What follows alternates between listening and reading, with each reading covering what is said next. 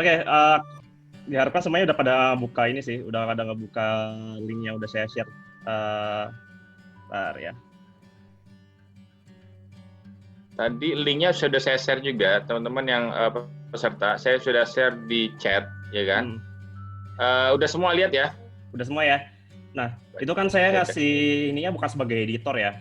Jadi nggak bisa langsung dijalanin. Paling kalau mau ngejalaninnya bisa di ini dulu, di copy dulu. Nih, misalnya di copy in Drive gitu. Jadi biar masing-masing punya sendiri gitu. Karena kalau misalnya kayak gini, misalnya masing-masing dapat izin sebagai editor, ntar agak ribet setiap kali ngejalanin. Semua ya, akan merubah semuanya.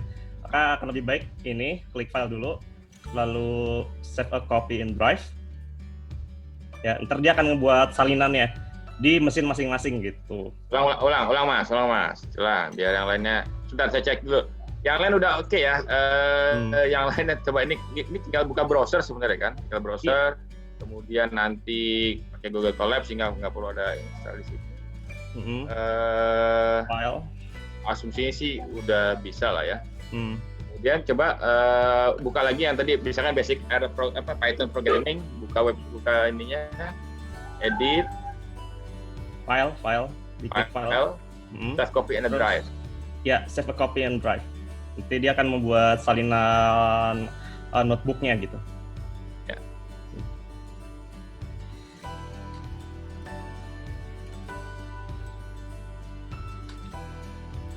Oke. Udah bisa semua? Ada yang terkendala? Saya ngasih ini anak saya juga nih mas. Oh. Jadi seperti apa Python? Nah, nanti kalau udah bikin salinannya, tinggal dijalankan aja nanti ya sesuai dengan instruksi yang akan saya kasih gitu. Ya, oke. Di sini saya asumsikan udah pada ngebuka semua ya. Paling kita akan saya coba jelaskan sesederhana mungkin, dan mungkin untuk basic ini saya pasin sampai 45 menit lah ya. Jadi mungkin agak sedikit cepat, tapi akan saya jelaskan sejelas-jelasnya. Oke, pertama Python yang akan kita pakai ini adalah sebenarnya Python versi 3 ya. Jadi Python yang benar-benar Python yang versi yang terbarunya gitu. Dan di Google Colab memang sebenarnya bisa dua ya, bisa R, bisa Python, cuman di Google Colab itu emang first class-nya Python gitu, dengan R-nya itu sebagai second class-nya.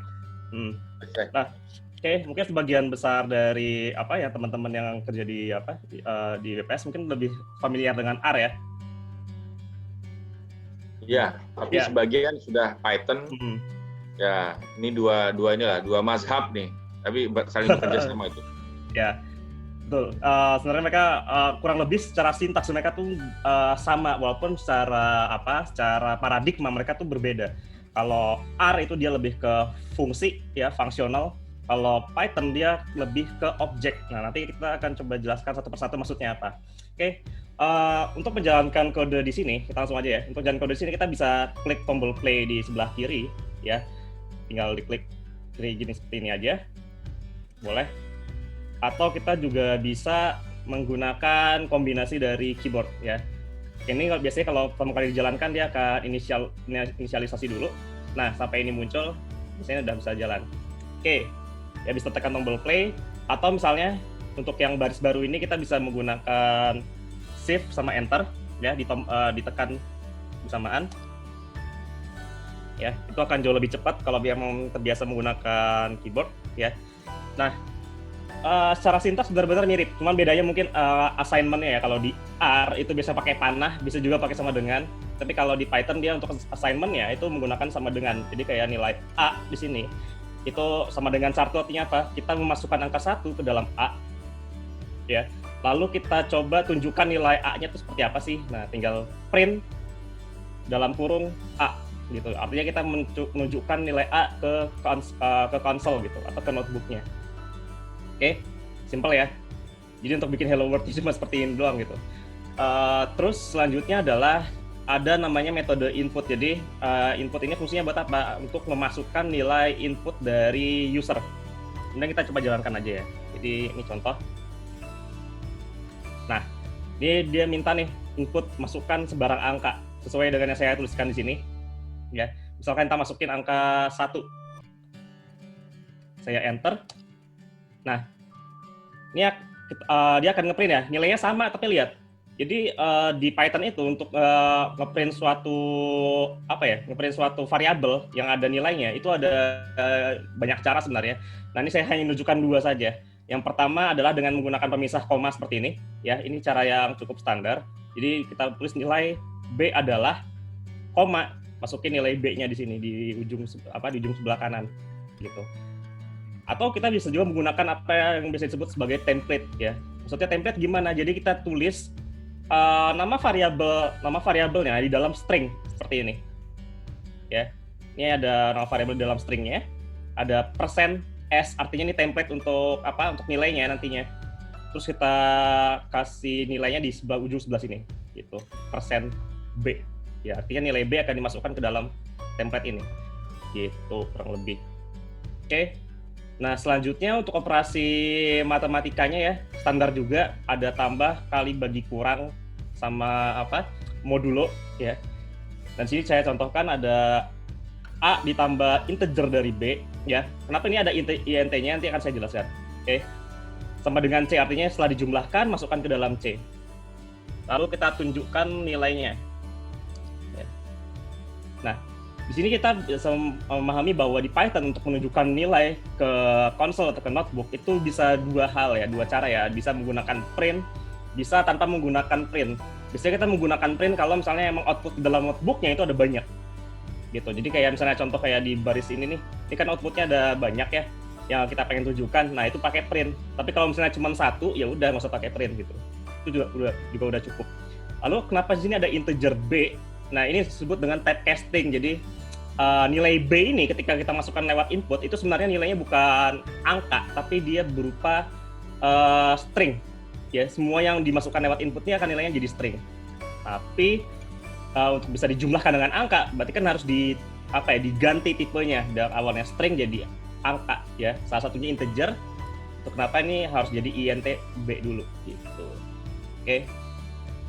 Nah, selanjutnya kita akan mengenal kenapa Python itu disebut sebagai bahasa pemrograman berbasis berorientasi objek gitu.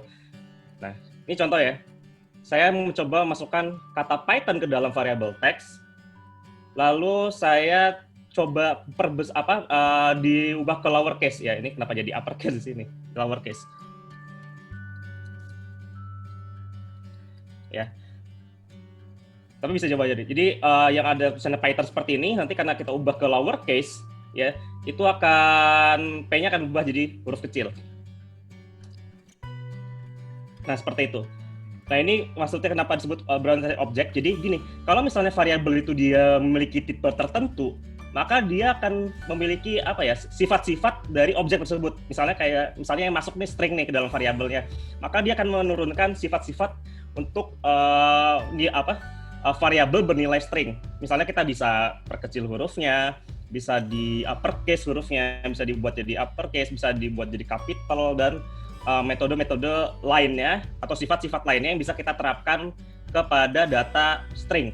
Kalau yang misalnya masuknya angka, bentuknya list misalnya kayak gimana? Nah, itu juga sama, nanti akan ada metode-metode atau properti-properti yang bisa kita gunakan untuk data bertipe list dan lain-lain sebagainya.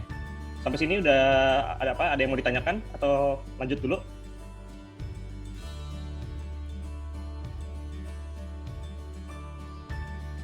Oke, kayaknya belum ada yang mau nanya ya. Jadi saya langsung lanjutkan aja, ya. Oke, selanjutnya saya coba jelaskan terkait tipe data yang ada di Python ya. Jadi Python itu ada tipe data integer seperti ini ya. Kalau misalnya kita jalankan, ya standar ya nilainya angka 7 biasa seperti itu. Nah, cuman ada juga namanya float gitu. Jadi kalau float itu dia ada bedanya dengan integer tuh ada desimalnya, ya. Ini kalau saya jalankan. Nah, float itu selalu bentuknya seperti ini, ada desimalnya. Ya, kalau integer nggak ada. Oke. Terus tipe data string, ya, berupa karakter. Ya, kalau misalnya dikenal dia sebagai str. Terus ada tipe data boolean. Ya, tipe data boolean di Python itu nilainya true sama false. Ya, jadi tulisnya T-nya besar, terus sisanya kecil. Itu juga untuk yang false juga F-nya besar, sisanya huruf kecil. Oke. Ada juga tipe data kompleks. Mungkin di sini ada yang lulusan fisika, nggak ada ya. Biasanya kalau misalnya kita tipe data kompleks cukup jarang dipakai sih. Ya, kecuali sama orang-orang anak teknik biasanya butuh nih tipe data bernilai kompleks. Oke, ada namanya struktur data ya. Jadi struktur data itu fungsinya untuk apa? Untuk menyimpan data gitu. Ini contoh ada struktur data list ya, bentuknya seperti ini. Kalau misalnya kita print dan kita lihat tipenya, maka akan terlihat seperti ini ya. Jadi bentuknya seperti ini dan tipe datanya adalah list. Oke, ada struktur data tuple ya. Kurang lebih mirip kayak list tapi dia kurungnya bukan kurung siku tapi kurung buka ya. Terus ada namanya set himpunan ya. Kalau kita jalankan, nah bentuknya kayak gini. Jadi bentuknya ada kurung kurawal ya. Kalau kita lihat tipenya adalah set atau himpunan. Ada yang namanya dictionary ya. Oke, bentuknya seperti itu. Nah makanya. Tapi enaknya itu dia kamar mandinya udah bagus, pakai kelas. Terus di mute dulu lah. Silakan tadi. Kaget saya. Oke, terus ada lagi tipe data yang bentuknya dictionary, ini sedikit lebih kompleks ya. Jadi dia tuh ada yang disebut dengan key ya, kuncinya yang sebelah kiri sini, ada value-nya sebelah sini ya. Makanya ini struktur data dictionary itu bisa bilang sebagai struktur data key value, ada kunci, ada value-nya. Nanti kita akan coba jelaskan masing-masing struktur data ini satu persatu di baris-baris berikutnya ya. Kalau kita jalankan, bentuknya akan seperti ini. Oke, ada ID, ada namanya. Kalau kita lihat bentuknya tipenya adalah dictionary gitu. Oke. Lalu ada operasi matematika di Python, simple ya. Di Python itu ada assignment ya. Jadi kayak memasukkan nilai ke dalam sebuah variabel, dalam hal ini variabelnya A. Kita jalankan dulu. Ya. Lalu kita bisa menjumlahkan variabel tersebut dengan suatu nilai, bisa dikurangi juga, bisa dibagi, bisa dikali. Nah, yang paling unik itu adalah pangkat di Python itu nggak menggunakan sebutannya tuh head gitu. Beda ya, kalau di R biasanya kita menggunakan 2 pangkat 3 tuh kayak gimana? 2 pangkat 3 gitu ya. Tapi kalau di Python nggak akan bisa jalan. Ya, beda lah maksudnya 2 pangkat 3 di sini gitu. Ya, jadi bukan pangkat. Nah, sedangkan kalau ya ini itu sebutnya bitwise operation gitu kalau di Python. Tapi kalau pangkat di Python itu menggunakan tanda kalinya 2 kali seperti ini. Jadi kayak A pangkat 2 tulisnya A bintang-bintang 2 ya. Ini kalau misalnya saya jalankan hasilnya adalah ya 10.000 ya. Ini nilai A-nya 100 dipangkatin 2 jadi 10.000. Oke. Terus kalau misalnya pengen menghitung akar gimana? Akar 2 misalnya, ya udah tinggal diganti A-nya jadi 0,5 ya. Nah, seperti itu. Oke. Selanjutnya logical operation di Python ya. Kurang lebih sama, hampir semua bahasa pemrograman lain, cuma sintaksnya aja yang berbeda ya. Kalau di Python itu done-nya itu dilambangkan oleh kata tulisan simbol done seperti ini ya. Bisa juga pakai and ya. Saya jalankan. Kalau true dan true hasilnya true ya. Kalau misalnya kita masih ingat logika matematika logika simbolik. Terus kalau true atau false, ada yang tahu hasilnya apa? Ayo, yang masih ingat logika matematika. True atau false? Hasilnya apa? Hasilnya adalah true ya. Jadi kalau misalnya ada satu pernyataan benar atau pernyataan salah, maka kesimpulannya adalah benar karena salah satunya ada yang bernilai benar seperti itu. Oke, ada lagi operasi negasi ya. Sebutnya not true berarti false. Seperti itu. Oke. Lanjut. Ada perbandingan atau komparasi di Python. Jadi misalnya kita pengen membandingkan 2 buah nilai, nah itu kita bisa menggunakan operasi-operasi ini, perbandingan atau komparasi ya. Ada sama dengan, contohnya seperti ini ya. Jadi beda dengan assignment ya. Kalau membandingkan 2 buah nilai kita menggunakan tanda sama dengannya 2 kali seperti ini. Mirip kayak misalnya yang pernah menggunakan R, mirip ya, kurang lebih kayak gini. Oke, 2 sama dengan 2 ya, betul ya. Jadi nilainya akan selalu true atau false kalau perbandingan ini Oke, contohnya lagi, apakah 2 tidak sama dengan 2? Maka hasilnya adalah false ya. Karena emang 2 sama dengan 2, kalau 2 tidak sama dengan 2 berarti false.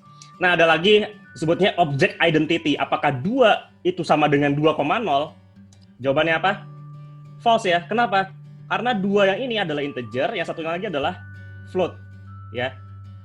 Terus apakah 2 adalah 3 ya? Jawabannya apa? False juga. Kenapa? Karena walaupun sama-sama integer, ya 2 dan 3 ini sama-sama integer, tapi mereka nilainya berbeda. Jadi kalau di situ dia lebih ketat dibanding sekedar sama dengan ya. Dia membandingkan tipenya sama nilainya. Kalau tipenya beda, dia akan false. Kalau nilainya beda juga akan false, ya. Kecuali kita tulisnya 2:2. Nah, baru dia jadi true seperti itu. Oke. Selanjutnya ada greater than, ya, false tentunya. Yang ini baru true. Ada yang lebih besar sama dengan dan lebih kecil sama dengan.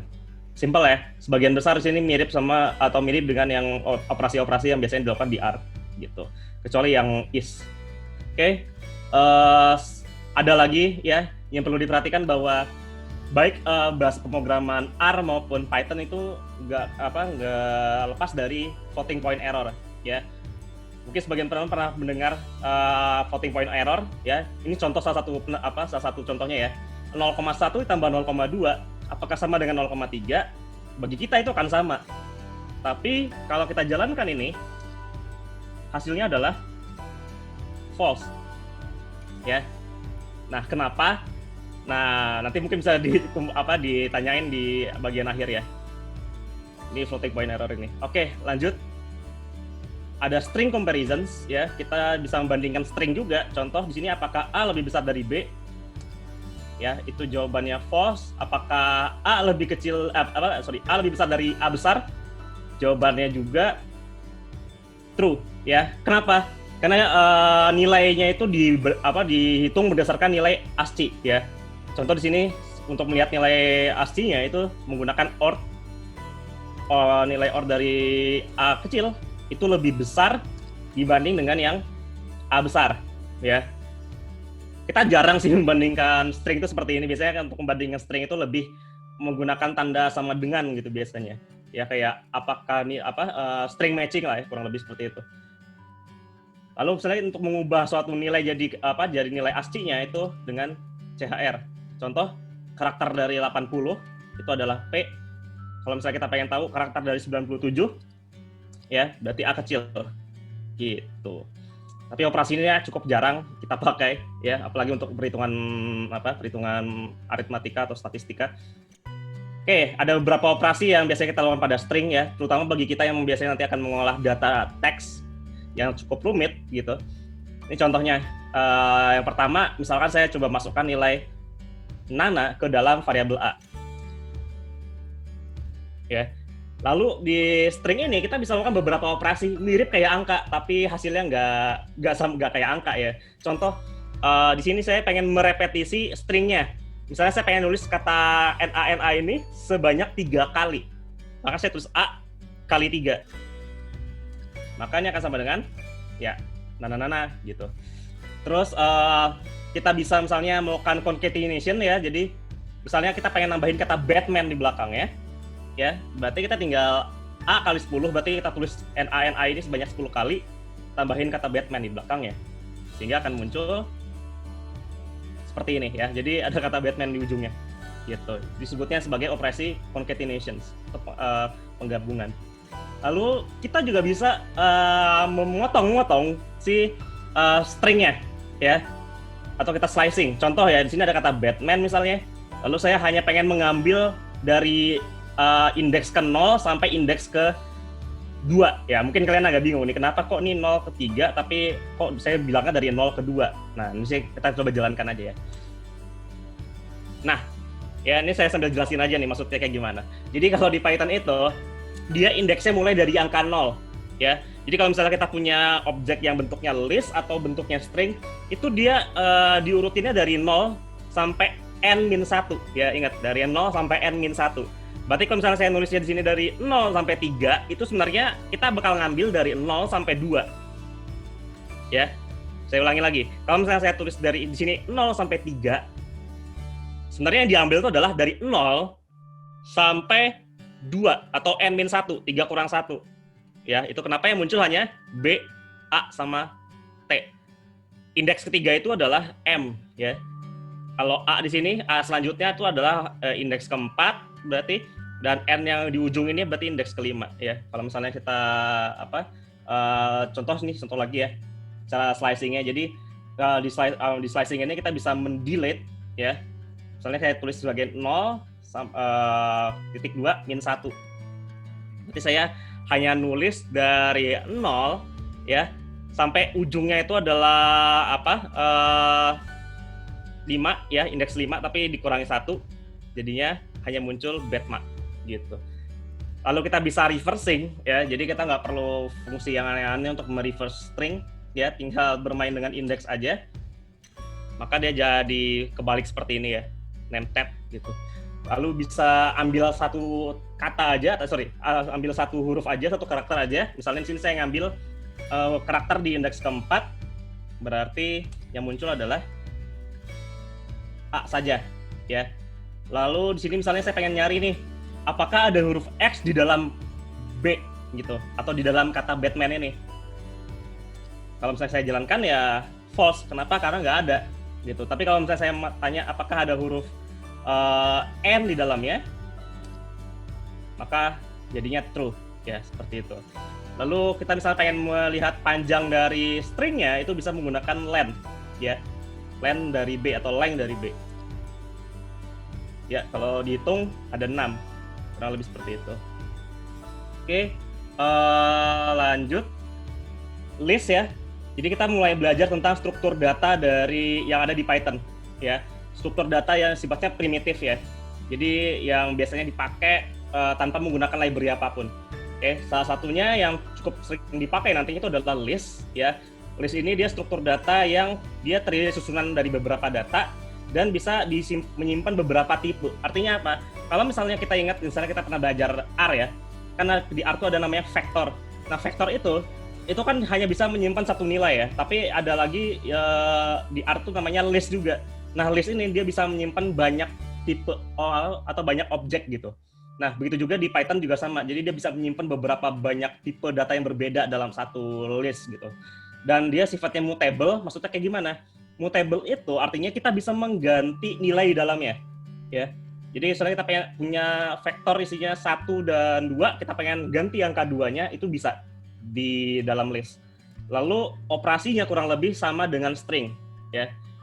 Oke, kita lanjut, kita mending coba aja maksudnya itu seperti apa. Contoh, di sini saya punya 2 buah list, ada A dan B, ya. Masing-masing punya list 1, 2, 3, dan 4, 5. Saya jalankan dulu. Lalu saya coba menggabungkan kedua buah list ini gitu. Nah, caranya sama kayak string tadi, tinggal dijumlahkan aja. Kalau saya jalankan, nah yang keluar kan seperti ini, gitu. Jadi kayak digabung listnya, bukan dihitung ya. Nilai-nilai di dalamnya nggak dihitung, tapi digabung vektornya, jadi lebih panjang. Lalu kita bisa melakukan repetisi juga. Ya seperti ini, ya. Jadi kayak A kita repetisi sebanyak 3 kali nilainya, akan terbentuk seperti ini. Lalu bisa kita slicing juga, ya. Contoh di sini saya ngambil dari indeks 1 sampai indeks ketiga, 3 kurang 1 lah lebih tepatnya. Jadi dari indeks 1 sampai 2. Maka yang keambil adalah hanya 2 dan 3 saja, gitu. Oke, selanjutnya bisa nyari ukuran panjangnya juga. Ya, panjang dari A itu berapa? 3, ya. Terus bisa indexing juga, ngambil salah satu nilai dari dalam list. Bisa melakukan pencarian juga, mirip kayak string tadi. Misalnya, saya pengen cari angka 5 di dalam A, ada nggak ya gitu. Dan tidak ada tentunya.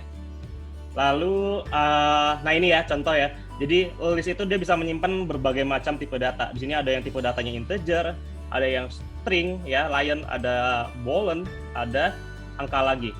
Ya, kalau saya jalankan, nah bentuknya seperti ini. Jadi one lion true one gitu. Jadi dia bisa menyimpan banyak tipe data dalam satu list. Oke. Dan kita juga bisa melakukan banyak hal dengan list ini, ya. salah satunya adalah sorting ya. Jadi karena dia punya adalah tipe datanya list, dia akan memiliki beberapa method yang bisa kita gunakan untuk memanipulasi si listnya ini. Salah satunya adalah metode sorting ini ya. Jadi kita coba kita lihat ya. Kita punya list 3210. Oke. Lalu saya sorting ya. Setelah itu saya lihat lagi isinya seperti apa. Kalau saya jalankan. Nah, kelihatan ya. Jadi dia langsung nge-sorting nilai-nilai yang ada di dalam list. Mungkin bagi teman-teman sini yang penasaran ada apa list ya, itu bisa bikin aja ini baris baru ya. Contohnya di sini. Terus tulis dir ya. Lalu D seperti ini ya. Lalu jalankan. Nah, kita bisa lihat sini ada banyak banget method yang bisa kita pakai di dalam untuk objek bertipe list gitu. Ada append, ada clear, ada copy, count, extend, dan lain-lain sebagainya ya. Oke. Lanjut. Kita bisa modifikasi isi list ya. Di sini misalnya contoh saya punya nilai X ya, isinya list 311 ya. Si variabel X ini punya nilai list ini. Lalu X ini akan saya masukkan ke dalam Y. Oke. Ya. Kita lihat nilai X-nya seperti apa. Nah, ini perlu perhatikan baik-baik ya, karena ini ada satu hal yang menarik terkait pengelolaan data di dalam Python. Oke. Perhatikan ya. Selanjutnya saya pengen mengganti nih nilai nilai di indeks ke-1 yaitu 10 dengan nilai X-nya ya, dengan nilai 20. Oke. Sehingga terdapat listnya 3, 20, dan 1. Oke, saya jalankan. Oke, berubah ya. Jadi 3, 20, dan 1. Kita ingat lagi. Ini kan sebelumnya nilai X ini kita masukkan ke dalam Y ya. Sehingga harusnya nilai Y itu adalah apa? 3, 10, dan 1 ya. Tapi kalau misalnya kita jalankan di sini, nah, nilainya berubah juga di Y. Oke. Amazing ya. Maksudnya apa? Nilai X-nya berubah, nilai Y-nya juga berubah. Oke. Ini contoh lagi. Misalkan saya memasukkan angka 12 menggunakan metode append. Jadi append ini adalah satu metode yang digunakan untuk memasukkan nilai ke dalam list mulai dari paling ujung dari listnya. Berarti angka 12-nya akan terletak di paling kanan harusnya, ya. Oke. Kalau kita lihat lagi Y-nya. Nah, Y-nya juga berubah. Ya. Nah, misalkan lagi nih, anggaplah saya pengen ngubah nilai Y-nya nih. Di sini ada pop ya. Jadi pop itu fungsinya adalah untuk menghilangkan atau menghapus nilai berdasarkan posisinya, ya. Jadi karena kita pengen tulis pop 2 itu artinya apa? Jadi kita pengen menghapus nilai yang ada di indeks kedua, berarti 0, 1, dan indeks kedua berarti nilainya 1, berarti ini yang hilang ya, sehingga yang tersisa adalah 3, 20, dan 12. Kalau misalnya saya lihat nilai X-nya lagi, X-nya juga berubah. Jadi ketika nilai X-nya berubah, nilai Y-nya berubah, nilai Y-nya berubah, nilai X-nya juga berubah. Nah, itu kenapa? Karena ini, jadi ketika kita memasukkan nilai list ke dalam suatu variabel lain, ya, misalnya kita punya variabel X yang berupa list, kita assign dia ke variabel lain, gitu, mereka akan memiliki alamat memori yang sama, ya. Nah, itu kita bisa lihat menggunakan fungsi ID. Ini kita bisa perhatikan ya. Ini mereka memiliki alamat memori yang sama. Nah, kalau mereka memiliki alamat memori yang sama, maka apa yang terjadi dengan X akan terjadi juga dengan Y. Ya. Nah, itu kenapa agak berhati-hati ketika kita bermain dengan data bertipe list ini, ya. Salah satunya nanti ketika kita bermain dengan data frame, ya, itu juga termasuk salah satu tipe data bertipe list, ya. Gabungan antara list dengan dictionary itu. Yaitu makanya nanti di Python itu ada namanya copy, ya. Ini contoh. Ya, mungkin teman-teman bisa ngikutin apa yang saya tuliskan di sini ya. Jadi cara kita bermain dengan list ya. Jadi misalnya saya tulis Y sama dengan X copy seperti ini. Artinya apa? Kita nggak memasukkan nilai X dan atribut-atribut lainnya ke dalam Y, sehingga mereka tidak berbagi memori yang sama ya. Kita hanya menyalin value-nya. Ya, kita hanya menyalin value-nya saja.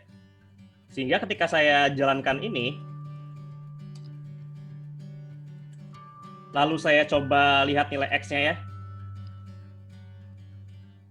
Nilai Y-nya juga sama ya. Masih 3, 20, dan 12. Tapi, kalau misalnya saya ganti nilai X-nya, misalnya indeks ke 0-nya deh, saya ganti jadi 10, lalu saya lihat nilai X-nya. Ya. Apakah Y-nya akan berubah? Enggak ya. Karena apa? Kalau misalnya kita lihat lagi ID-nya, maka mereka akan memiliki alamat memori yang berbeda gitu. Ini fakta yang cukup penting ya dipelajari. Kenapa? Karena banyak teman-teman saya yang biasanya mengolah data pakai Python, karena dia nggak tahu konsep copy ini, maka pengolahan datanya sering banget salah gitu, karena datanya dia sering ngubah-ngubah data, terus tanpa tahu bahwa datanya itu memiliki alamat memori yang sama untuk masing-masing variabelnya. Jadi ketika dihitung kok hasilnya nggak masuk akal ya, karena ya itu dia lupa bahwa untuk menyalin nilainya ke dalam sebuah variabel yang lain itu harus di copy. Oke. Supaya nggak sama gimana tadi? Menggunakan copy kayak gini. Ya. Kalau nggak nanti dia ngerubah di sini ngerubah ke yang lain. Gimana? Ya kalau nggak dirubah, kalau nggak ini bahaya, nanti dianggapnya ya tadi sering salah kali ngerubah di sini, Y-nya kan bisa berubah sendiri kan? Iya betul, karena mereka berbagi alamat memori yang sama. Ini cukup fakta yang cukup penting yang harus saya kasih tahu gitu. Karena ini bagian dari cara kerja Python gitu. Oke. Nah, apakah hal yang sama juga terjadi di dalam string? Karena kan kayaknya mereka mirip gitu. Antara operasi yang dilakukan oleh list bisa dilakukan oleh string juga. Begitu juga sebaliknya. Oke, contoh ya. Ada teks namanya Batman. Si Batman ini saya masukin ke dalam B. Ya. Kalau misalnya kita lihat alamat dari masing-masing nilai ini. Lihat ya. Sama ya? Oke, kita lihat. Misalnya saya concat A dengan kata I am, ya, sehingga dia jadinya I'm Batman, gitu. Apakah B akan berubah jadi I'm Batman juga? Tidak, ya. Nah, jadi lebih bingung kan? Kenapa list, walaupun kalau alamatnya sama, mereka berubah, ketika string mereka nggak berubah, ya. Ya, itu emang satu hal ya. Jadi string sama list itu walaupun dia memiliki ibaratnya ya, memiliki operasi yang sama, tapi nggak semuanya sama gitu. Ada beberapa bagian kayak misalnya ini, mereka walaupun berbagi memori yang sama, ya, alamat yang sama, tapi ketika yang satunya berubah, yang satunya lagi tidak akan berubah juga kalau string, ya, berbeda dengan list. Seperti itu. Oke. Cukup panjang ya, padahal itu cuma satu topik. Oke, selanjutnya kita akan belajar terkait beberapa metode yang bisa kita gunakan di dalam object list, ya. Contoh, di sini ada list dari 2, 10, dan seterusnya. Lalu kita bisa menggunakan extend. Extend itu maksudnya apa? Extend itu kayak memasukkan list ke dalam list yang lain. Oke, sehingga ini list 4 ini akan dimasukkan ke paling ujung dari si list X ini. Sehingga jadinya seperti ini ya. Si 4-nya itu akan dimasukkan ke dalam atau ke paling ujung dari list X. Oke. Lalu ada count, ya. Counting, maksudnya counting itu gimana? Jadi dia menghitung ada berapa sih nilai ini di dalam listnya. Contoh, saya pengen tahu ada angka 3 itu ada berapa sih? Oh, ada 1. Gitu. Ya. Apa misalnya saya pengen nyari lagi angka lain yang mungkin nggak ada, misalnya 12 gitu.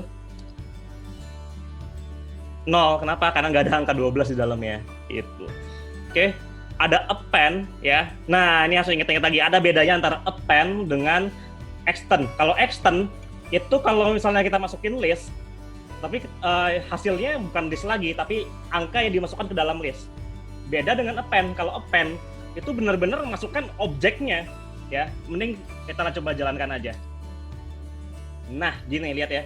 Jadi list ini itu benar-benar dimasukin dalam bentuk list, bukan dalam bentuk angka lagi gitu. Sehingga ya jadinya ada list dalam list seperti ini. Ya, cukup unik. Terus indeks ya, indeks itu fungsinya untuk mencari indeks dari suatu nilai. Contoh, saya pengen tahu nih angka 9 ini itu ada di indeks berapa. Ya udah, saya tinggal jalanin X indeks angka 9.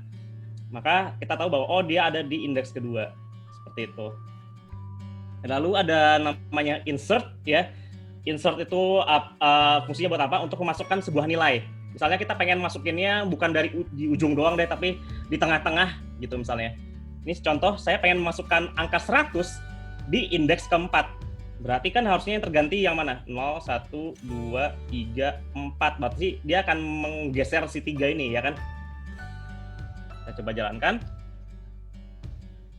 Ya, jadi si 3 ini geser ke kanan gitu. Oke, selanjutnya ada pop. Ya, pop itu fungsinya buat menghapus atau membuang sebuah nilai, ya, atau objek di dalam list. Bisa kita masukkan indeksnya. Contoh ini nggak pakai indeks ya. Kalau nggak pakai indeks dia akan menghapus objek yang letaknya paling akhir. Berarti harusnya yang list yang ini ya yang akan hilang. Coba kita lihat. Nah, hilang ya listnya. Tapi kalau misalnya kita fokus kita hanya pengen membuang indeks ketiga deh gitu. Berarti yang hilang adalah angka 7 ini. Coba kita lihat. Hilang ya angka 7-nya. Oke, lalu ada remove ya. Remove itu fungsinya apa? Untuk menghilangkan berdasarkan nilainya. Ya. Jadi kalau misalnya kita punya angka 11 nih, kita pengen hilangkan angka 11-nya. Kita jalankan, hilang angka 11-nya. Oke.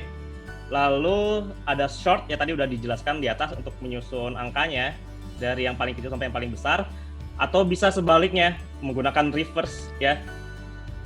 Jadi dari yang paling gede dulu, baru ke paling kecil. Oke, 10 menit lagi. Saya percepat aja untuk jelasin basic programming-nya.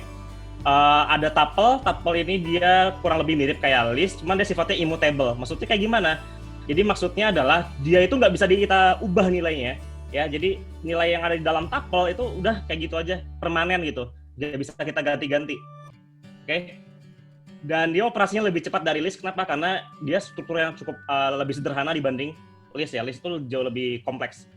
Dan tuple ini juga termasuk yang sering dipakai di beberapa package ya, package statistik atau package machine learning ya, untuk membagi nilainya ke beberapa variabel. Contoh ya di sini, saya punya bisa bikin tuple itu nggak harus dengan menggunakan kurung seperti ini, tapi bisa langsung 1, 2, 3, 4, 5, 6 masukin ke dalam Y.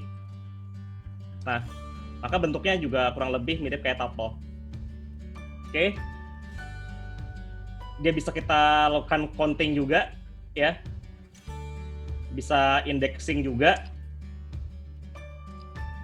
Dan yang paling unik adalah kita bisa melakukan assignment tapi ke banyak variabel sekaligus. Contoh ya, di sini kan X-nya ada 1, 2, 3, 4, dan 3 lagi.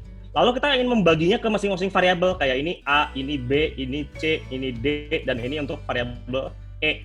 Nah, kita bisa ngebaginya seperti ini. Jadi kita tulis variabel yang bakal kita kasih nilai apa aja, ya. Lalu kita assign nilai di dalam X ke masing-masing variabel ini.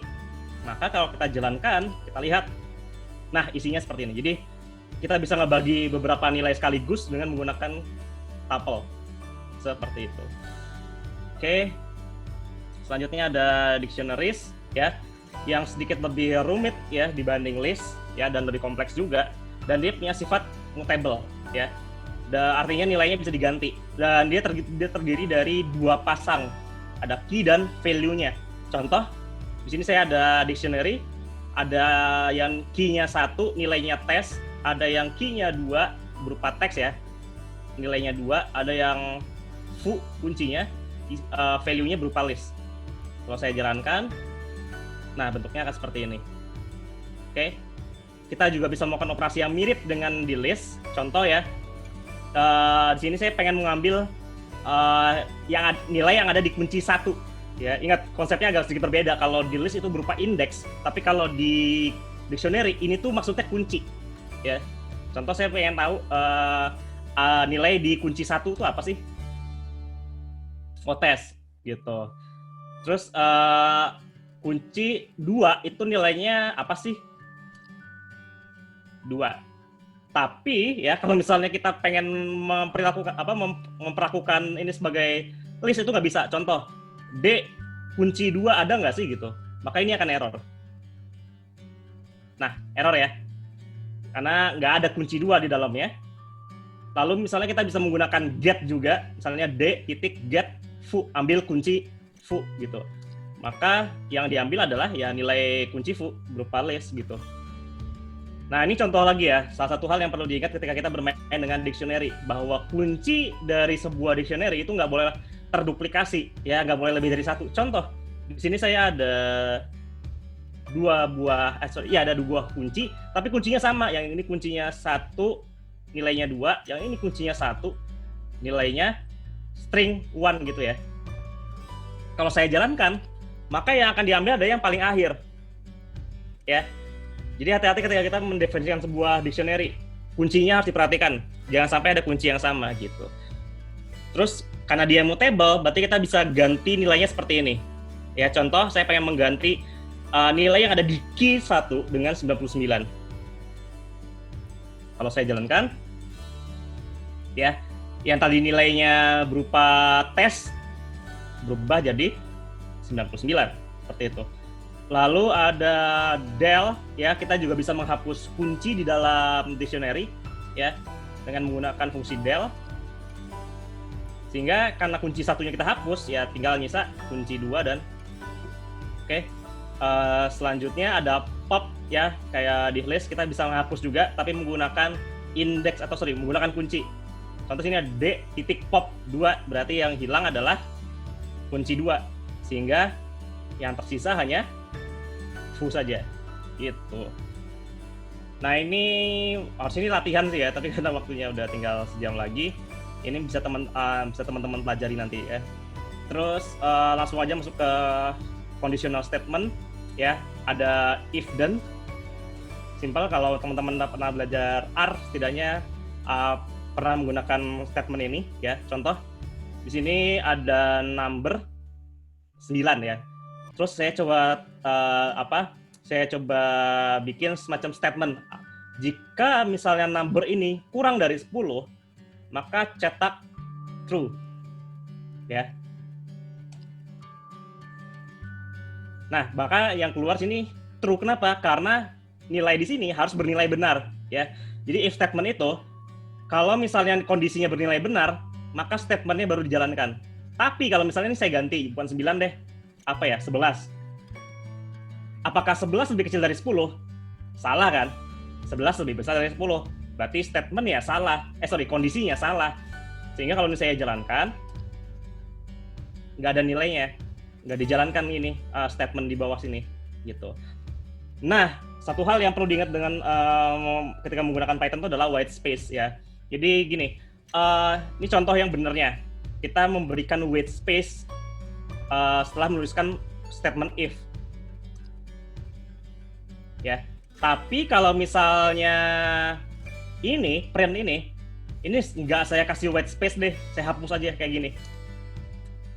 Ini nggak akan bisa jalan, ini error. Nah, ya. Jadi Python itu cukup manja. Manja itu maksudnya apa? Dia tuh ketat banget itu.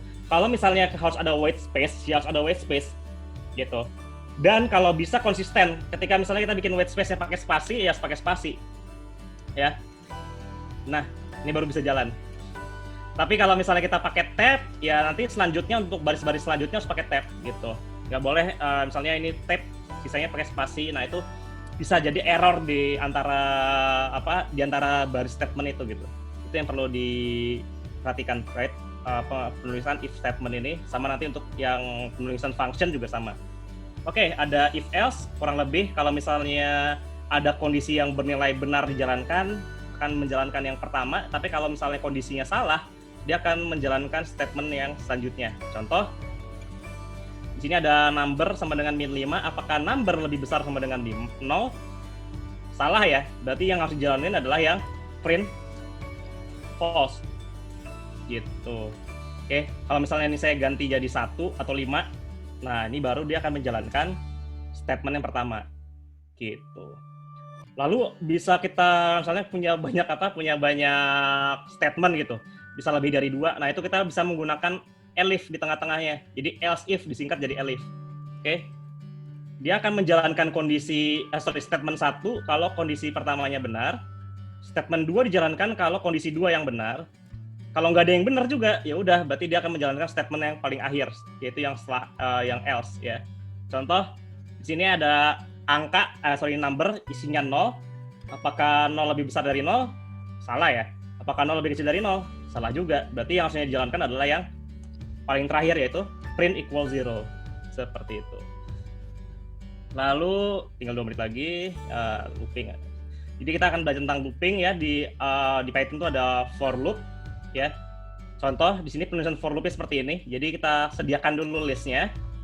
Lalu kita sediakan variabel ya yang ingin kita masukkan list ini. Yang kita pengen iterasikan ya. Lalu di sini statementnya adalah print nilai di dalam i.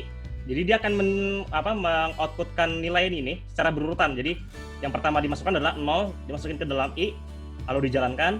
Setelahnya baru 1 masuk ke dalam i, lalu dijalankan, dan begitu seterusnya. Nah, makanya yang keluar adalah seperti ini. Oke. Lalu kita juga bisa bikin list secara lebih singkat kalau berurutan loh ya. Seperti ini, jadi menggunakan range ya. Ini juga nilainya akan sama dari 0 sampai 4 ya. Nah, range 5 ini dia sebenarnya berupa objek sih. Ya, kalau kayak gini nggak kelihatan kalau dia misalnya bentuknya list, tapi kalau misalnya kita menggunakan fungsi list seperti ini ya. Nah, ini baru kelihatan bahwa dia sebenarnya list dari 0 sampai 4. Lalu seperti itu. Oke. Trivia-nya teman-teman bisa jalanin sendiri ya untuk mempersingkat waktu. Ya, di sini ada loop control flow, jadi kita bisa mengendalikan loop-nya. Misalnya berhenti ketika kondisinya sudah memenuhi. Contoh, di sini ada break, artinya apa? Dia akan berhenti looping-nya kalau kondisinya terpenuhi. Contoh, di sini ada iterasi dari 1 sampai 4. Nah, ketika dia misalnya i-nya sama dengan 3, maka dia harus print stop lalu berhenti. Ya. Contoh, jalankan. Ya, jadi kelihatan ya. Jadi dia cetak dulu 1 sampai 3, ketika ketemu i sama dengan 3, berhenti gitu. Lalu ada yang sebutnya pass ya. Pass itu maksudnya kayak gimana? Jadi ketika misalnya ada pass itu dia fungsinya itu untuk memberi memasukkan data lain ketika iterasi terpenuhi. Contoh, di sini saya misalnya bilang bahwa ketika i sama dengan 3, lalu tulis HD, lalu pass, lanjutkan iterasinya gitu. Ya. Jadi di sini kelihatan ya, jadi 1, 2, 3, ketika i sama dengan 3, print ini, baru lanjut ke iterasi selanjutnya. Biasanya kita pakai buat bikin semacam progress bar. Ketika misalnya itu perhitungannya udah nyampe 100, tulis perhitungan sudah sampai 100 gitu. Ya, kurang lebih penggunaannya mirip kayak gitu. Ada lagi continue ya. Maksudnya kayak gimana sih continue? Ini contoh ya. Salah satu penggunaan iterasi itu nggak selalu bentuknya list, bisa juga bentuknya berupa string. Contoh, di sini ada letter in Python. Artinya apa? Arti kita coba iterasi tapi per huruf. Si P-nya masuk ke letter dulu, lalu dijalankan. Y-nya masuk ke dalam letter, lalu dijalankan, dan begitu seterusnya. Oke. Continue itu maksudnya kayak gimana? Itu kita melewati melewati salah satu elemen. Contoh, sini kelihatan ya. If letter sama dengan H, maka lanjutkan ya, baru print letter selanjutnya. Jadi sehingga yang harus ditulisannya P, Y, T, H, H-nya tuh nggak ada. Dilewatin sama dia. Hanya tulis continue aja udah. Langsung O dan N gitu. Oke, selanjutnya adalah function ya. Function ini juga esensial lah ya, kita harus tahu kenapa, karena dia adalah basic building block dari kode-kode kita. Jadi kalau misalnya kita pengen bikin semacam logika-logika perhitungan, akan lebih baik kita bikinnya dalam bentuk function. Nah, salah satu hal yang perlu diingat adalah function itu dia mereturn sebuah value, ya, atau mereturn beberapa value. Contoh di sini, saya bikin function penjumlahan, dia akan mereturn penjumlahan A dengan B, ya, sesuai dengan parameter yang ada di sini. Nah, kalau misalnya saya coba menggunakan function ini, ya tinggal saya tulis saja penjumlahan, yang parameter A akan saya masukkan dengan angka 1, parameter B akan saya masukkan dengan angka 2. Hasilnya adalah 3, ya. Kita juga bisa memasukkan nilai dari function yang langsung ke dalam variabel. Contoh, di sini saya menjumlahkan 4 dan 5 menggunakan fungsi penjumlahan. Lalu saya masukkan hasilnya ke dalam variabel result. Nah, ya, sehingga muncul hasilnya adalah 9, gitu. Kita juga bisa memasukkan nilai default ke dalam parameternya. Ya, contoh di sini nilai B-nya itu saya masukkan sama dengan 1. Artinya apa? Kalau nilai B ini nggak saya ganti apa-apa, maka dia akan menggunakan nilai B itu 1. Contoh, di sini saya bikin pengurangan, terus saya masukkan angka 10 di dalamnya. Ya, 10 ini maksudnya untuk parameter A ya. Jadi dia kalau misalnya kita nggak tulis secara eksplisit parameternya apa, otomatis dia akan mulai dari yang paling kiri dulu. Oke? Sehingga karena kita udah ngasih nilai default B-nya sama dengan 1, ya dia langsung aja 10 kurang 1 hasilnya 9 gitu. Kecuali kita misalnya pengen ganti nih B-nya jadi 11, ya udah, atau 20 deh. Tinggal ganti 20, jalankan. Maka hasilnya adalah min 10, ya seperti itu. Oke, selanjutnya, nah ini contoh ya, kenapa kita harus menggunakan return. Contoh, di sini saya bikin function, tapi saya nggak bikin return-nya apa gitu. Yang penting A pangkat B aja. Oke. Kalau saya coba jalankan, di sini saya pakai nilai function pangkat 2,3 atau 2 pangkat 3 nantinya, itu dia nggak akan muncul output apa-apa. Ya. Nah ini juga contoh nih, saya coba masukkan nilai hasilnya ke dalam A, itu dia nggak akan muncul apa-apa. Hasilnya nol. Ya. Beda ya kalau di R itu nggak butuh return biasanya. Dia bisa ngebaca bahwa oh kalau nilai yang nilai paling akhir dari functionnya itu adalah yang harus di return. Tapi kalau di Python itu wajib pakai return. Oke. Nah ini contoh lagi ya. Jadi kita bisa mereturn lebih dari satu nilai. Contoh, di sini saya bikin function tambah kurang, lalu dia mereturn nilai penjumlahan dan nilai pengurangannya. Contoh ya. Ini saya udah bikin functionnya, lalu saya pakai tambah kurang 1,2, berarti hasilnya harusnya 3 dan min 1. Nah, maka hasilnya seperti ini. Oke. Selanjutnya adalah built-in function, ya. Jadi di Python tuh sebenarnya udah ada function-function yang udah disediakan, tidak perlu kita download library lagi atau menggunakan library tambahan lagi, kecuali memang harus diharuskan gitu. Contoh di dalamnya ada fungsi absolute, ya, ada max ya untuk mencari nilai maksimum dalam sebuah list, ada nilai minimumnya juga, ada lagi eval ya. Eval itu fungsinya buat apa? Buat mengevaluasi string. Jadi dia akan mengenal ini sebagai kode, lalu kodenya akan dijalankan oleh fungsi eval, sehingga kalau misalnya saya jalankan hasilnya ya 3 gitu, kayak kita menjumlahkan 1 tambah 2 tanpa menggunakan fungsi eval, seperti itu. Lalu ada typecasting ya, contoh sini saya mengubah nilai boolean min 1, hasilnya adalah true ya. Tapi kalau misalnya 1 doang, ini juga true. Kecuali kalau 0, dia false. Ya jadi nilai 0 itu, kalau false itu dia padanan booleannya adalah 0. Tapi kalau untuk true itu adalah semua angka. Contoh, kalau misalnya saya ganti 5, true gitu. Oke, ada fungsi zip juga, biasanya untuk menggabungkan 2 buah list jadi 1. Ya, tapi bentuknya per elemen. Jadi kayak misalnya saya pengen memasangkan 1 dengan 4, ya saya pakai function zip. Seperti itu. Input tadi kita udah pernah pakai sebelumnya yang paling awal, ya, fungsinya untuk memasukkan sebuah inputan dari user langsung dari konsolnya. Nah gitu. ada typecasting untuk ke integer, float, sama list. Oh, salah ya. Karena dia berharapnya angka sih ya. Ini harusnya dimasukin angka contoh. Saya masukkan angka 10 misalnya. Nah, kita ubah ke integer. Bener ya? Karena hanya angka yang bisa diubah ke angka lagi. Lalu kita misalnya ubah ke float, akan ada desimalnya. Lalu kita bisa mengubahnya ke dalam list. Nah, seperti itu. Jadi si A ini kan dia string ya. Kalau misalnya string kita buat jadi list, dia akan dipotong jadi seperti ini. Oke. Paling ini basic pemrograman dari Python ya, nggak terlalu lewat banget dari jam 11 ya. Sampai sini ada pertanyaan sebelum kita langsung masuk ke sesi berikutnya? Ada pertanyaan?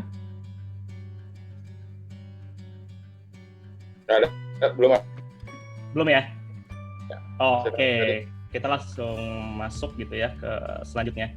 Oh, di chat ada nih, ntar. Oh, nggak ada. Sip, lanjut ya. Kita langsung masuk ke sesi berikutnya, yaitu pengolahan data wrangling lah ya, sama data visualization. Udah kelihatan? Sudah. Oke, kita lanjut ya. Ini mudah-mudahan pas sejam. Oke, jadi yang perlu kita tahu adalah bahwa Python itu sebenarnya bahasa yang sifatnya general. Dia sebenarnya bisa dipakai buat apa aja, tapi untuk bisa melakukan hal-hal tertentu dia butuh package atau library tambahan. Nggak kayak R. R itu emang basically dia emang pengolahan data. Dia dari awal emang dipakai buat mengolah data, makanya dia udah ada struktur data kayak vektor, data frame, ya, ada nanti bentuknya data panel dan macam-macam. Nah, tapi kalau di Python untuk bisa melakukan hal yang sama seperti R itu dia butuh library tambahan. Ya, salah satu yang akan saya coba jelaskan sini adalah NumPy. Ya, Mas Ibai tadi sempat mengenalkan sedikit NumPy ya. Jadi NumPy ini dia adalah library untuk perhitungan vektor.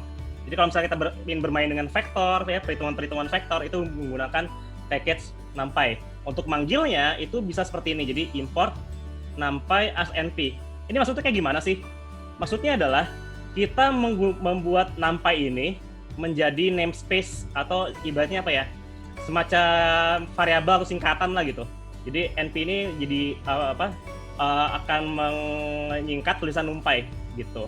Bisa aja kayak kita nulisnya kayak gini bisa. Berarti ntar setiap kali kita manggil method NumPy itu harus nulis NumPy.array misalnya. Tapi itu kan agak ribet, makanya kita biasanya nulisnya seperti ini. Import NumPy as np. Tapi kalau misalnya kalian agak narsis ya, misalnya diganti sama hadi gitu, boleh juga gitu. Nggak akan error gitu. Berarti ntar setiap kali manggil method ya hadi.array dan begitu seterusnya. Oke. Tidak saya sarankan karena itu bisa mengacaukan kode orang lain ya. Oke, kita import dulu. Kita ambil ini.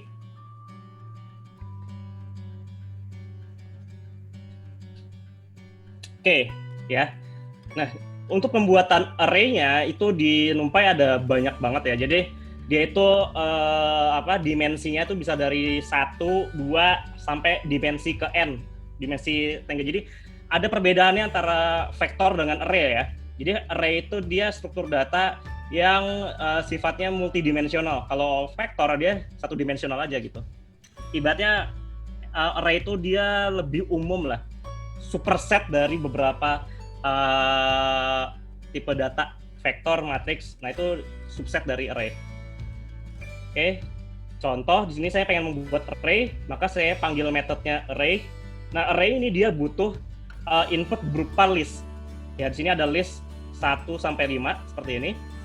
Kalau saya jalankan ya akan keluar bentuknya seperti ini. Jadi array terus di dalamnya ada nilai atau ada list 1 sampai 5. Nah, bisa juga bikin matrix atau two-dimensional array, kita nyebutnya seperti itu. Nah, kalau misalnya bikin matrix ya udah tinggal bikin list dalam list. Ini contoh ya. Ini ada list yang gedenya. Ini saya hapus dulu. Ada list yang gedenya. Lalu kita masukin list-list yang lebih kecil. List 1, 2, dan list 3 dan 4.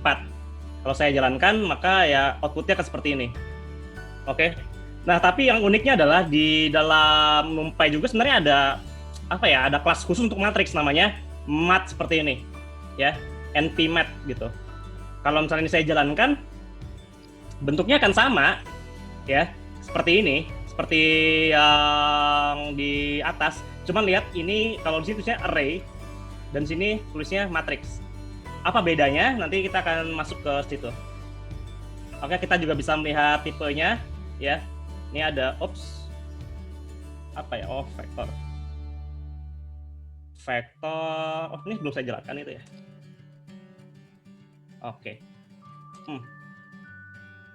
Nah, ya. Ini kayaknya agak bingung, mending saya coba saya coba hapus dulu outputnya ya. Clear output. Nah. Oke, selanjutnya tab dari matrix ya. Matrix not defined. Oh, yang ini ya. Nah, saya coba jalanin. Nah, lihat ya. Jadi kalau yang matrix yang ini itu disebutnya array. Tapi kalau yang matrix yang satunya lagi, yang real matrix, ini baru tipe datanya berupa matrix. Jadi berbeda ya. Ada ND array, ada matrix gitu. Oke, kita ingin mengenal lebih jauh maksud dari NumPy array ini apa sih gitu. Jadi di NumPy array itu dia ada dua fungsi utama yang bisa kita pakai ya. Ada object listnya apa, lalu tipe datanya apa.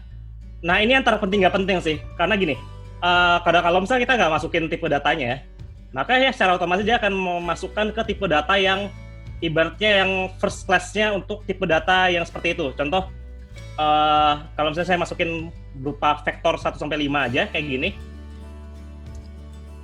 Nah, ini tuh sebenarnya nilai-nilai di sini itu udah di mapping atau udah ditandain sebagai nilai float 64 gitu ya. Jadi ini udah di mapping bahwa ini tipe datanya adalah float gitu, float 64. Nah, fungsinya buat apa sih kita bermain dengan tipe data? Nah, jadi gini. Saya jelasin dulu, ini juga bisa menggunakan tuple. Jadi gini, tipe data itu mempengaruhi dari besarnya memori yang akan disimpan oleh variabel tersebut. Oke? Makanya kelebihan di Python itu dibanding dengan R adalah di R kita nggak bisa ganti-ganti tipe datanya untuk bilangan float. Di R itu dia hanya bisa float 64. Nggak bisa kita turunin misalnya jadi float 32, float 16, itu nggak bisa. Itu kenapa R boros memori. Tapi di satu sisi karena dia R itu dia menggunakan float 64, perhitungannya lebih presisi dibanding Python gitu ya. Tapi kalau misalnya untuk pengolahan machine learning, biasanya kita nggak terlalu fokus sama precision ya. Precision dalam artian presisi angkanya enggak ya. Kita hanya fokus sama hasilnya aja, ujungnya apakah model akan bagus atau enggak gitu. Oke, ini contoh saya ganti saya buat array tapi tipe datanya float 16 gitu. Ya. Ada yang pernah lihat nggak case yang beda antara R sama R dari sisi R sama Python? Dari sisi presisi atau analisisnya? Analisisnya? Ya, hasilnya tadi kan katanya presisinya beda gitu. Susah juga sih, kita harus dipraktikkan gitu. Jadi antara yang presisinya 16 sama yang presisinya sampai 64 itu beda. Jadi sempat gini, ada kasus di mana hampir beberapa jurnal gitu yang paper yang terbitkan yang menggunakan Python itu dia tidak valid perhitungannya. Karena apa? Karena menggunakan angka presisi yang salah.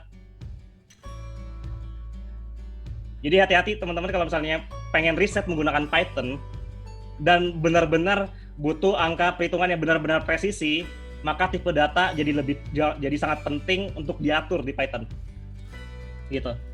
Mungkin kalau sempat nanti saya coba cari papernya ya, saya akan tunjukkan kenapa di Python itu angka presisi itu penting gitu. Jadi biar perhitungannya itu tidak salah gitu. Karena angka presisi ini sangat terkait ketika kita misalnya bermain dengan analisis numerik. Analisis numerik itu kan dia ada yang disebut dengan angka bena segala macam, dan itu sangat berpengaruh terhadap tipe datanya. Apakah dia sampai 64 digit misalnya angkanya atau hanya 32 digit aja. Nah itu beda hasilnya. Tapi mungkin kalau mungkin di sesi berikutnya saya akan coba tunjukkan lah ya kenapa angka presisi itu penting. Baik. Oke, selanjutnya ada beberapa cara untuk membuat array. Kita bisa menggunakan NP array seperti ini, atau kalau misalnya kita punya pengen bikinnya otomatis aja gitu. Misalnya angkanya dari 0 sampai 5 gitu tanpa harus bikin list. Nah, itu kita bisa menggunakan range seperti ini. Ini contoh ya. Saya pengen bikin array dari 1 sampai 9. 9 min 1 lebih tepatnya. Nah, itu saya tinggal tulis NP range 9.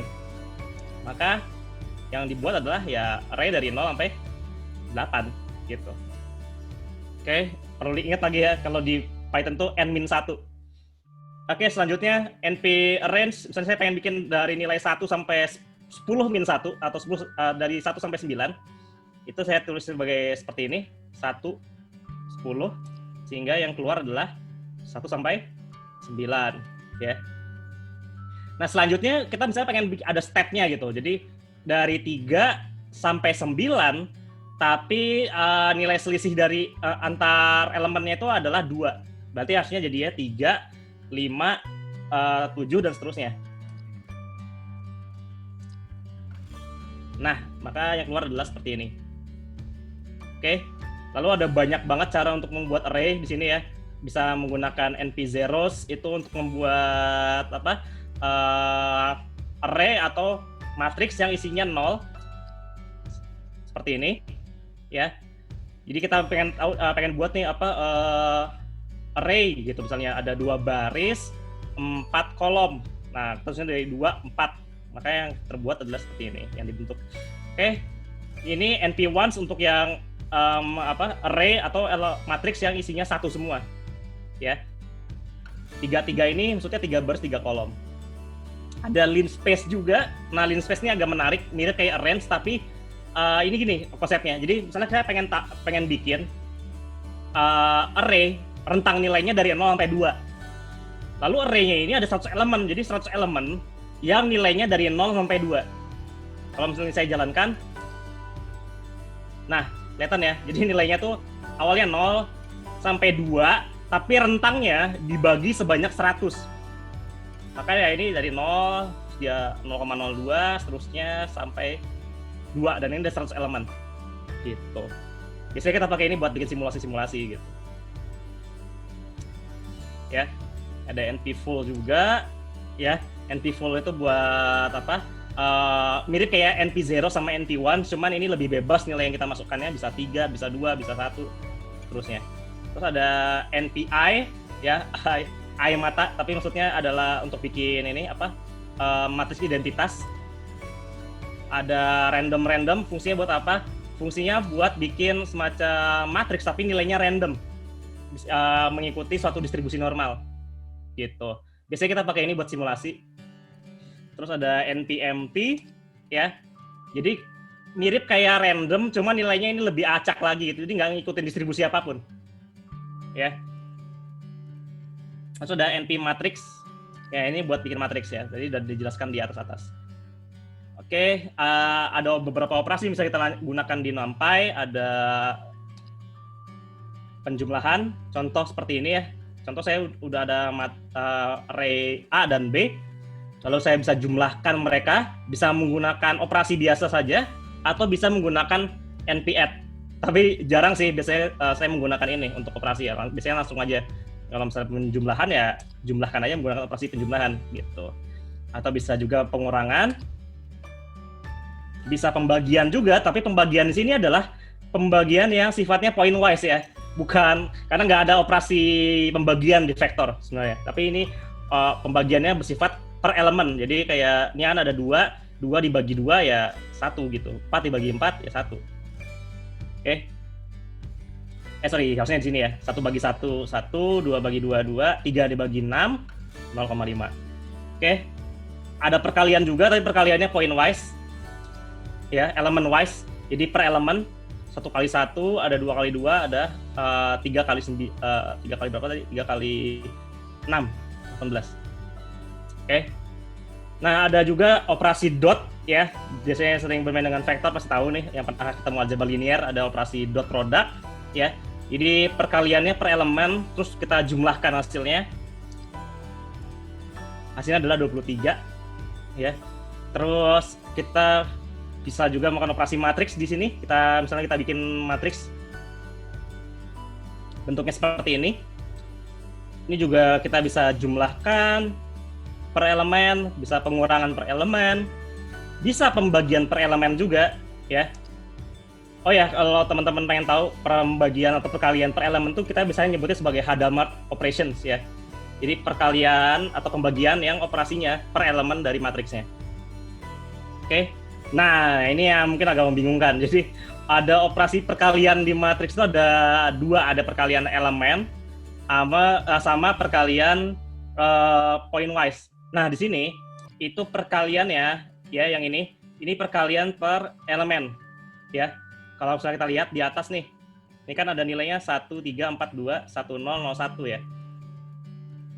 Kalau perkalian yang ini tuh perkalian apa? Perkalian matriks beneran. Oke. Kalau matriks itu dikali dengan identitasnya, maka hasilnya adalah matriks itu sendiri kan. Nah, tapi kalau matriks yang ini ya, kok sama?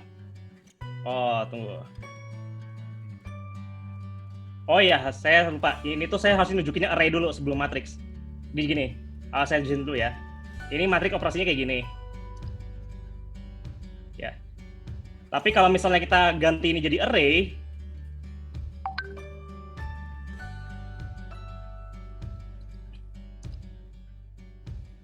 yang ini masih normal, masih bisa dilakukan penjumlahan biasa ini. Pembagiannya juga sama. Tapi perkaliannya akan berbeda. Ini kan hasilnya kayak perkalian matriks biasa ya. Tapi kalau yang ini, nah jadinya perkalian elemen wise. Beda ya. Jadi kalau kita menggunakan array, perkalian bintangnya itu adalah perkalian elemen wise. Tapi kalau dia tipe datanya matriks, perkaliannya di perkalian matriks biasa gitu. Sedangkan untuk misalnya kalau untuk yang two dimensional array untuk melakukan operasi perkalian matriks itu baru menggunakan add. Nah, gitu jadinya. Atau bisa juga menggunakan matmo ya. Seperti itu. Oke. Jadi hati-hati dengan tipe data karena tipe data itu mempengaruhi operasi yang bekerja di dalamnya. Oke. Trivianya bisa dipelajari teman-teman nanti ya. Ini saya juga udah jelasin di sini nih perbedaan antara perkalian matriks sama perkalian elemen wise untuk array dan matriks. Oke. Selanjutnya ada operasi yang sifatnya ya unary ya. Maksudnya operasi yang hanya dilakukan oleh matriks tersebut gitu. Objek tersebut. Contoh ada operasi pangkat juga. Pangkatnya juga per elemen. Jadi kayak kita punya nilai 1, 2, 3. Nah, masing-masing dipangkatin. 1 pangkat 3, 2 pangkat 3, dan 3 pangkat 3. Gitu. Lalu ada eksponensial. Ya. Jadi, masing-masing dari variabel ini dipakai, masing-masing dari nilai itu dipakai untuk pangkat. Ya, misalnya kayak E pangkat 1, E pangkat 2, E pangkat 3. Ya. Hasilnya adalah ini masing-masing. Lalu ada akar menggunakan square root. Ini juga sifatnya per elemen. Lalu penggunaan fungsi sin, cos, dan tan ini juga sama. Dia difungsikannya per elemen. Lalu untuk log juga sama. Dia operasi per elemen gitu. Karena sebutnya sebagai operasi unary. Oke. Kita juga bisa membandingkan dua buah array. Mirip kayak list ya perbandingannya. Jadi kita bisa, ini contoh. Nah, ini misalnya kayak pengen cari apakah nilai mana aja yang dalam A ini yang kurang dari 2. Berarti kan hanya 3 ya yang harusnya true ya. Kalau ini saya jalankan. Nah, ini keluarnya seperti ini ya. Jadi A ini kan nilainya 1, 2, dan 3. Mana nilai A yang lebih kecil dari 2? Oh ya benar, harusnya yang true yang ini, sorry. True-nya yang 1. Sisanya false. Oke. Terus kita bisa mengkomparasi dua buah array. Kalau misalnya mereka memiliki elemen yang sama, contoh ya, sini saya komparasikan apakah A sama dengan B, maka ya dia membandingkannya juga per elemen gitu. Misalnya apakah 1 sama dengan 2? Enggak, false. Apakah 2 sama dengan 1? Enggak, false. 3 sama dengan 3? True. Ini true. Gitu. Oke, kalau misalnya kita ingin membandingkan objeknya, maksudnya nggak cuma nilainya saja, tapi urutannya juga, ya. Nah ini hasilnya kayak gini, false. Kenapa? Karena pertama mereka itu urutannya udah beda, ya, walaupun panjangnya sama tapi urutannya berbeda. Kalau misalnya salah satunya false, ya udah false semua gitu. Maka hasilnya adalah false. Oke, sini ada beberapa metode yang akan saya kenalkan untuk array, ya. Ada shape, ada size, ya. Shape itu fungsinya buat melihat apa? Melihat objeknya itu bentuknya apa, dimensinya apa gitu. Contoh ya, di sini saya punya C, ya. C itu dia bentuknya seperti ini. Oke. Terus saya pengen lihat dimensi dari masing-masing variabel. Oke. Oh ya, saya belum jelasin. Ada reshape ya. Reshape itu maksudnya buat apa sih? Reshape itu untuk ngebentuk dari vektornya. Jadi contoh gini. Ini harusnya saya jelasinnya satu persatu sih. Misalnya saya nggak pakai reshape, ya. NP-array kan hasilnya berupa vektor ya. Nah, jadi kalau misalnya saya coba jalankan di bawahnya, C itu harusnya kayak gini. Tapi saya pengen ngebentuk dia jadi matriks atau two-dimensional array. Dua baris, 4 kolom. Maka saya menggunakan reshape. 2, 4. Nah, maka yang terbentuk adalah ya seperti ini. Jadi dia bukan berubah menjadi two-dimensional array, 2 baris, 4 kolom. Kayak gitu. Oke. Selanjutnya, nah ini untuk melihat dimensi dari masing-masing objek ya.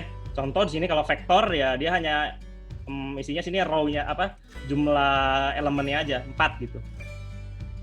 Terus kalau misalnya dia matriks ya ini ada barisnya, ada kolomnya. Lalu kalau misalnya dia ini juga sama ya. Yang C itu juga matriks 2, 4. Selanjutnya ya, untuk mengetahui banyak elemen kita bisa menggunakan size. Oke. Terus untuk menjumlahkan setiap elemen di dalamnya kita bisa menggunakan method sum, ya. Nah, yang unik adalah untuk yang bentuknya matriks. Oke. Perhatikan ya. Jadi kalau misalnya kita ini kan yang B kan bentuknya matriks. Tapi kita hanya nulis B titik sum, ya. Maka semua elemen ada di dalam B itu dijumlahin semua, ya, sehingga yang B yang awalnya nilainya 1, 2, 3, 4 ini dijumlahin semua, ya hasilnya 1 tambah 2 tambah 3 tambah 4, 10 gitu. Cuman kalau misalnya kita ingin menjumlahkannya per baris atau per kolom, nah itu kita harus menggunakan yang disebut sebagai aksis, ya. Contoh di sini aksis 0 itu maksudnya apa? Berarti kita menjumlahkannya per kolom. Jadi yang bentuk awal matriksnya seperti ini, kita jumlahin 1 tambah 3, 2 tambah 4, sehingga jadinya 4 dan 6. Tapi kalau kita menjumlahkannya per baris, berarti kita penjumlahannya tuh jadinya ke samping. Gitu. Jadinya ini akan 1 tambah 2, 3. 3 tambah 4, 7. Gitu. Oke, kita bisa cari elemen maksimum baik di vektor maupun di matriks, ya. Contoh di sini ya yang bentuknya vektor maksimumnya 4 ya dia outputnya 4. Tapi kalau yang matriks juga sama. Karena yang paling gede di sini adalah 4 dari seluruhan elemen di matriks ini, maka outputnya adalah 4. Oke. Kita bisa melakukan hal yang mirip dengan list ya. Kita bisa subset nilainya, kita bisa slicing nilainya, kita juga bisa indexing nilainya. Contoh di sini saya pengen ngambil indeks kedua dari A misalnya. Berarti kan yang keambil adalah 36 ya. Ya. Terus saya pengen ngambil dari indeks ke 0 sampai 2 bisa seperti ini nulisnya. Dari 0 sampai 1. Nah, contoh untuk yang B karena B bentuknya matriks, kita bisa manggilnya seperti ini ya. Untuk ngambil yang ada di baris pertama. Nah, terus untuk ngambil yang di baris untuk ngambil yang lebih spesifik, baris pertama, kolom pertama, ya berarti tinggal B kurung siku 1,1, mirip banget kayak di R. Yang bagian ini ya. Nah, cuman untuk misalnya kita hanya butuh ngambil nilai kolomnya aja. Nah, itu nggak bisa kayak di R. Kalau di R kan kita bisa nulisnya B kayak gini aja ya. Tapi kalau di Python nggak bisa. Ya. Ini akan invalid syntax, maka kita harus pakai titik 2 seperti ini. Nah, ini baru keambil ya. Ya kan baris ke 0 tuh, kolom ke 0 tuh kan ini ya, 4 dan 93. Kalau kolom ke 2 berarti yang 2 dan 5 gitu. Oke. Nah, kita juga bisa melakukan indexing menggunakan boolean ya. Jadi sini saya ngambil nilai C yang kurang dari 5 dari C ya. Nah, ya ini. Jadi dia akan mengoutputkan semua nilai C yang kurang dari 5. Ya, berarti hanya 0 sampai 4 gitu. Oke, kita bisa menggunakan beberapa metode untuk manipulasi array ya. Misalnya saya punya array yang C ini. Bentuknya matriks. Saya bisa transposkan dia pakai T ya, pakai metode T. Saya bisa ratain jadi berupa vektor menggunakan revel namanya. Ya, jadinya seperti ini. Oke. Nah, perataannya itu bisa per baris ya. Contohnya kan per baris ya. Makanya ini berurutan kan jadi bukan per baris, ini per kolom lah kalau yang kayak gini nih. Yang nggak pakai parameter order ya. Ini per kolom. Ya, makanya dia nulisnya dari 1, 2, 3, 4, 5, 6, 7, 8, 9, 10, 11, 12. Oke. Nah, yang ini yang per baris, kebalik. Nah, ya. Ini per baris dari matriksnya. Jadi ini yang diambil dulu, baru selanjutnya ini yang diambil, baru yang ini yang diambil. Gitu. Oke. Reshape tadi udah saya jelaskan sebelumnya. Reshape itu untuk ngebentuk dari mengubah bentuk dari matriksnya atau dari objeknya. Contoh di sini tuh elemennya adalah 3 kali 4 ya. Ada 3 kolom, ada 4 kali 3 sorry. Nah, saya pengen ubah dia jadi ukurannya 2 kali 6 gitu, misalnya 2 baris 6 kolom. Nah, itu bisa ya dengan menggunakan reshape seperti ini. Ya. Nah, perhatikan bahwa reshape ini dia nggak membuat perubahannya jadi permanen ya. Ada nanti yang namanya tuh resize ya di bawah ini. Nah, ini perubahannya akan permanen, kita nggak perlu assignment. Tapi kalau reshape dia harus di-assign. Ini contoh ya, resize.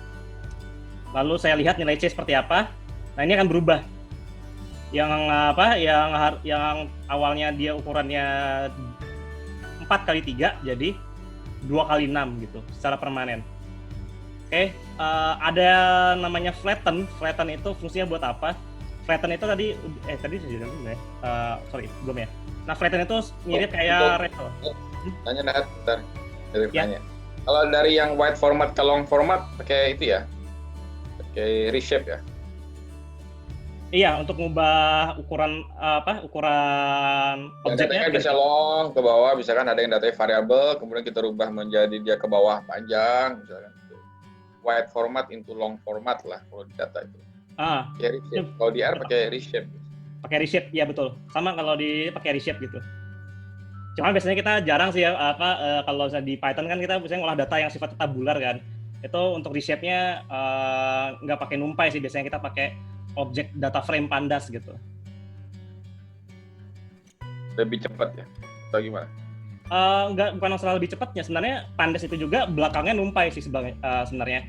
Cuman kan penggunaannya aja sih paling ya, karena kita biasanya ngolah data yang sifatnya data frame tabular gitu, di mana data kalau bedanya matriks sama objek NumPy sama objek data frame adalah di objek NumPy itu kita nggak tahu nih kolom ini namanya apa, jadi nggak ada penamaan dari kolomnya gitu, tahu nggak? Cuman kalau di data frame nanti ada misalnya ini kolom ini namanya misalnya kolom ini namanya ada name-nya. Ada name-nya gitu aja. Tapi secara operasi sebenarnya kurang lebih mirip, kurang lebih mirip. Mau di NumPy sama di Pandas kurang lebih mirip. Oke, paling bisa saya lanjutkan dulu ya. Nah, flatten-nya ini juga mirip kayak revel, jadi kita bisa atur si C ini mau di flat itu per apa. Kalau ini contoh ini per baris ya. Yang ini kalau misalnya saya atur order F, nah ini dia akan urutkan berdasarkan kolom. Jadi 17, 28, 39 dan seterusnya. Diurutkan seperti ini. Oke, selanjutnya kita bisa melakukan append juga ya. Kita append misalnya sini punya ada C dan D ya. Lalu kita append-nya itu misalnya kita append per baris. Nah, sehingga dia akan berubah jadi matriks yang disusunnya per baris seperti ini. Oke. Kalau aksesnya 1 gimana? Ya, jadinya digabung. Ya, jadi digabung langsung dari ujung ke ujung gitu. Bentuknya jadi seperti ini. Oke. Lanjut. Ini masih banyak banget sebenarnya. NumPy ini udah hampir setengah jam nih. Oke, lanjut. Contoh ya, di sini kita bisa menyusun array-nya itu baik secara vertikal maupun secara horizontal. Ya, itu dengan menggunakan stacking. Ya. Ini contoh saya punya A-nya, saya print dulu. Contoh saya punya A-nya seperti ini. Lalu saya punya vektor lain namanya vektor temporary, bentuknya seperti ini. Lalu saya coba menyusunnya secara vertikal. Jadi A-nya dulu, baru di bawahnya yang B. Jadi kayak matriks two dimensional ya, dengan menggabungkan A dan vektor temporary ini gitu. Sehingga jadinya ya seperti ini. Atau kita bisa juga menggabungkannya secara horizontal. Nah, jadinya seperti ini. Jadi yang A-nya dulu yang dia tulis, baru setelah itu yang vektor temporary-nya yang dari 6, 7 sampai sisanya 11. Oke. Ada yang disebut sebagai row stack juga. Ya, jadi di NumPy ada banyak function yang melakukan hal yang sama. Ya, contoh ini vstack kurang lebih mirip kayak row stack gitu. Nah, paling bedanya ada di sini. Di hashtag sama di sini ada column stack ya. Column stack maksudnya seperti apa? Jadi kita ngebuatnya jadi per kolom gitu. Ya, jadi disusunnya kayak ini 5 6 jadi satu baris, 3 4 7 jadi satu baris dan begitu seterusnya. Ya, kayak matriks ini tapi ditranspose gitu. Lalu kita bisa melakukan inserting juga mirip kayak di list. Contoh, di sini saya pengen memasukkan nilai di A itu, di indeks keduanya saya ganti nilai 10 gitu maksudnya. Oke, kita juga bisa melakukan deleting by index. Ya. Bisa juga mengupdate nilainya menggunakan put. Contoh di sini saya mengganti nilai indeks kedua dengan 10. Berarti indeks kedua dari A itu kan harusnya yang ini ya, 2 ini ya. Berarti akan berubah ya. A-nya kayaknya berubah deh. Yang mana ya A-nya? A-nya kayaknya masih pakai yang ini ya. Oke, terus mengganti nilainya per indeks bisa juga, dia kayak yang di list gitu. Oke, nah di sini kita juga bisa kita belajar sedikit ya terkait bagaimana memasukkan nilai atau data ke dalam Python menggunakan NumPy ya. Atau bahkan mengoutputkan nilainya. Misalnya kita pengen menyimpan nilai materi yang udah kita buat, kita simpan ke dalam file CSV atau teks gitu misalnya, itu bisa. Contoh, di sini saya punya 2 buah variabel, masing-masing ada nilainya yang temp1 dan temp2 ya. Seperti ini. Lalu saya pengen gabungkan keduanya ya. Nah, ini data yang udah saya gabung. Lalu saya coba simpan ke dalam ke dalam sistemnya gitu. Nah, itu saya bisa menggunakan np save text gitu. Yang disimpan adalah variabel data to save, delimiternya koma. Nah, ini kalau saya jalankan. Nah, ini harusnya udah tersimpan di dalam nih, tersimpan di dalamnya. Itu cara ngeceknya gimana? Kalau di collab kita bisa lihatnya di sini. Ini ada files di sebelah kiri sini.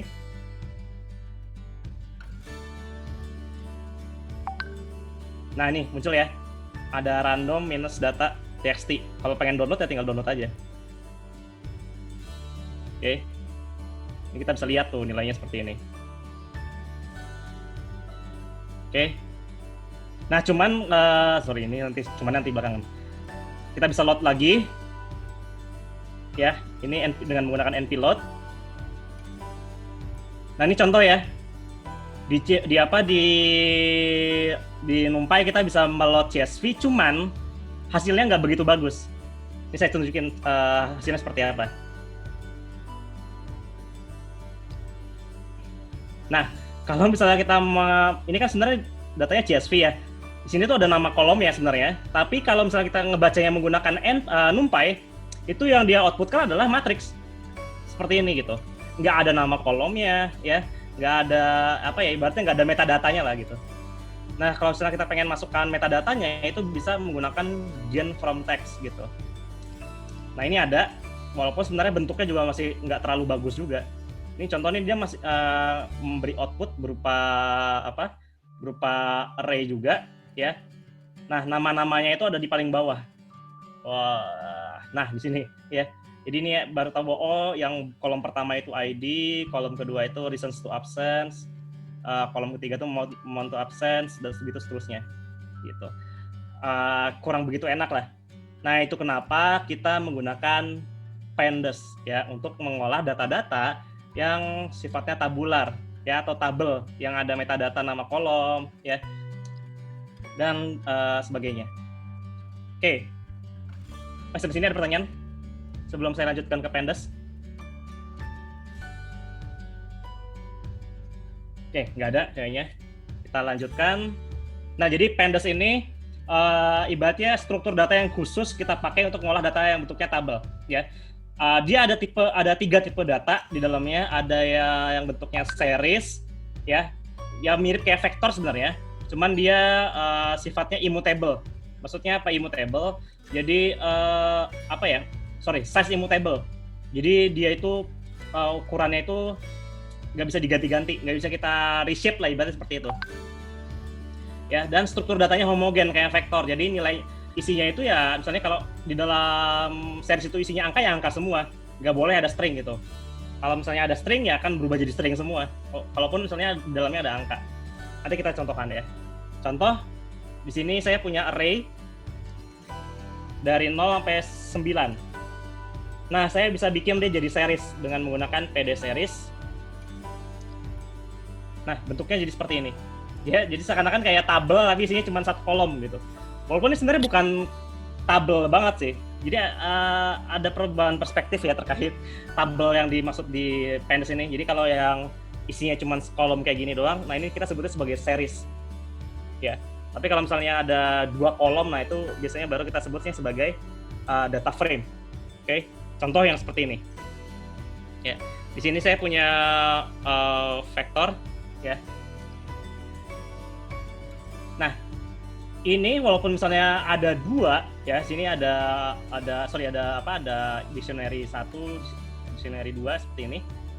Cuma kalaupun kita buat ya jadi series, dia akan jadinya ada 2 vektor di dalam series itu gitu. Ada series yang isinya indeks 1, isinya 1 ya, ada yang indeks 2 isinya berupa list ya. Jadi dibeda-bedain nama dia. Kita bisa melakukan operasi yang mirip, kurang lebih mirip kayak di list ya. Terus kita bisa lihat tipe datanya. Kalau misalnya kita cek, nah tipe datanya itu adalah series gitu. Nah, berbeda dengan data frame yang umumnya lebih ini ada tipe data yang akan lebih sering kita pakai lah dibanding series sebenarnya. Nah, saya punya vektor dari 0 sampai 10, lalu saya buat dia jadi data frame. Maka ya terbentuk adalah ya tabel kayak gini gitu. Kalau diperhatiin ya, seakan-akan kayaknya sama aja dengan yang ini gitu. Cuman beda secara tipe data dan beda representasinya ketika di-outputkan gitu. Kalau ini dia di-outputkan sebagai data frame, maka kalau kita jalankan dia bentuknya jadi tabel. Tapi kalau yang ini mana ya? Nah, series A ini saya coba jalankan di atasnya ya. Series A ini karena dia dianggapnya series, maka dia nggak di-print sebagai tabel. Dia akan di-printnya sebagai ya series aja gitu. Jadi spesialnya data frame itu di notebook kayak gitu. Jadi kalau dia data frame dia akan tampilkan sebagai tabel. Oke, ini contoh cara bikin data frame ya. Jadi kita bisa menggunakan list, di dalamnya ada dictionary seperti ini. Kalau misalnya saya jalankan, bentuknya seperti ini. Lalu yang dictionary C juga sama, kita bisa langsung nggak perlu bikin variabel lagi, langsung masukin aja seperti ini juga bisa. Ya. Terus kita juga bisa mengganti indeks. Jadi gini, di sebelah kiri ini itu kita ini tuh adalah indeks disebutnya. Jadi kayak 0, 1, 2, 3, 4, 5 dan seterusnya itu adalah indeks dari data frame-nya gitu. Atau kalau misalnya kita nyebut sebagai ID ya. Tapi kita juga bisa mengganti indeksnya jadi seperti ini gitu. Di sini saya punya dictionary yang ini ya, yang B. Lalu saya pengen ganti nih indeks yang ini bukan 0 lagi tapi jadinya indeks ke 1 gitu misalnya. Terus yang satunya jadi indeks 2. Nah, atau baris 1 baris 2. Nah, itu bisa kita ganti seperti ini. Walaupun sebenarnya nggak terlalu penting-penting amat kita mengganti indeks ya. Oke. Simpel nih, kita percepat aja karena tinggal 15 menit lagi. Kita bisa manipulasi tabelnya, layaknya kita memanipulasi list atau memanipulasi array. Contoh, di sini saya punya tabel B yang bentuknya seperti ini. Lalu, ya, saya bisa membuat kolom baru. Di sini kan adanya nilai A, nilai B, nilai C ya. Saya pengen buat namanya nilai D di dalam tabel B ini dengan membuat sebuah series ya, yang indeksnya seperti ini juga, indeksnya baris 1, baris 2. Kalau misalnya saya jalankan, nah keluarnya seperti ini. Ya, kita bisa tambahin kolomnya seperti ini. Terus kita bisa ubah lagi indeksnya. Ya, tadi kan indeksnya dari baris 1, baris 2. Saya iseng aja ganti jadi 01 lagi, itu bisa dengan menggunakan set index. Lalu, nah yang ini ya, ini kita bisa membaca data atau file CSV yang kita punya. Contoh, di sini saya menggunakan mengambil datanya dari internet ya. Lalu saya baca dengan menggunakan method read CSV. Kalau saya jalankan, nah bentuknya akan jadi seperti ini, jadi kayak tabel gitu ya.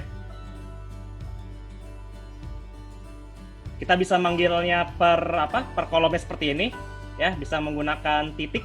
Misalnya ada kolom namanya seasons di sini ya, nah ini. Nah, saya pengen panggil itu bisa menggunakan titik aja selama nama kolomnya nggak ada spasinya ya. Ini contoh. Nah, ini bisa dipanggil, jadinya series. Kalau misalnya kita pengen mengambil kolom yang ada spasinya di dalamnya, nah itu kita mau nggak mau menggunakan list ya. Jadi ada list di dalam list. Contoh seperti ini. Jadi saya pengen ngambil kolom reasons for absence sama seasons. Kalau saya jalankan, nah bentuknya seperti ini. Ya. Ini juga sama. Saya pengen ngambil kolom reasons for absence dan education. Ya, berarti dia hanya ngambil itu, dua kolom itu, reasons for absence dan education. Kalau misalnya kita ngambil kolom height, bisa seperti ini juga, jadinya series, ya. Atau nih ya, yang menariknya ya, perilakunya kalau misalnya saya tulisnya seperti ini, ya. Jadi nulis height-nya itu di dalam list, dia akan berubah jadi data frame. Nah, lihat ya, output-nya berbeda gitu. Oke, selanjutnya kita bisa melihat datanya di slicing per row. Contoh di sini saya ingin melihat indeks ke-1 dari kolom height. Atau kita bisa juga mengganti nilainya yang awalnya 178, saya ganti jadi 180. Bisa juga, Nah, ini biasanya ada warning ya. Emang sengaja dikasih warning, kenapa? Karena masalah yang tadi ya, kita ingat-ingat lagi terkait copy di materi sebelumnya ya. Artinya kalau misalnya kita punya dua variabel yang nilainya sama-sama data frame ini, ketika data frame ini kita ubah, data frame yang lain akan berubah gitu. Oke, kita bisa menggunakan log ya untuk indexing. Jadi ada dua cara untuk indexing di Python, bisa menggunakan list langsung atau bisa menggunakan method log gitu. Log itu log kayak bisa kita terima sebagai location gitu, located. Contoh saya ambil baris 1 dari atau indeks 1 dari kolom height gitu. Yang berarti yang ini ya, berarti ya, yang 180 ini saya ganti jadi 178. Dia akan berubah. Kita bisa slicing seperti ini juga. Jadi misalnya saya pengen ngambil dari baris ke-4 sampai baris ke-10. Baris ke-4 sampai baris ke-9. Ini juga sama, kita bisa ambil barisnya menggunakan lock seperti ini, ya. Nah, ini juga contoh misalnya saya pengen ngambil lebih dari 1. Ini kan cuma 1 baris. Nah, kalau misalnya lebih dari 1 gimana? Contohnya seperti ini. Ini dari 1 sampai 12. Nah, beda ya. Kalau misalnya kita nggak pakai lock nih, maka ini harusnya ambil kan dari 1 sampai 11 kan. Nah, tapi kalau misalnya kita pakai lock, bener-bener yang diambilnya adalah 1 sampai 12. Jadi kalau mungkin yang kalian terbiasa pakai R, ya dan pengen bisa slicingnya tuh nggak membingungkan, ya pengen menerapkan ya hal yang sama seperti di R, itu bisa menggunakan lock. Oke, kita juga bisa seperti ini. Misalnya setelah ngambil baris pertama, saya ngambil kolom ID dan seasons. Ya. Nah, ada juga menggunakan iLock. Jadi misalnya gini, kadang kita kan nggak hafal ya nama-nama kolom, tapi kita ibaratnya adalah saya pengen ngambil kolom 1, kolom 3 gitu misalnya. Kolom 1 sampai kolom ketiga. Nah, itu kita bisa menggunakan iLock. Jadi iLock itu index locations. Jadi kita hanya menggunakan indeksnya saja. Contoh, saya pengen ngambil baris 1 sampai 4, kolom 1 sampai 3. Nah, harusnya kolom 1 sampai 2 ya. Saya sering salah tuh kan, salah. Dan dari baris 1 sampai baris 3. Makanya keluar seperti ini. Lalu kita bisa langsung mengoperasikan beberapa operasi kayak untuk mencari rata-rata, tinggal tulis nama kolom yang pengen dihitung apa, lalu cari min-nya, bisa seperti itu. Jadi kita spesifik menghitung rata-rata dari kolom H, ya. Jadinya seperti ini. Oke, dir ini fungsinya buat apa?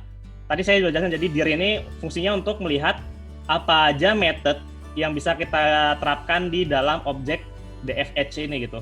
Dan ada banyak sekali, ada transpose, ya, ada duplicated, equals, ada banyak banget.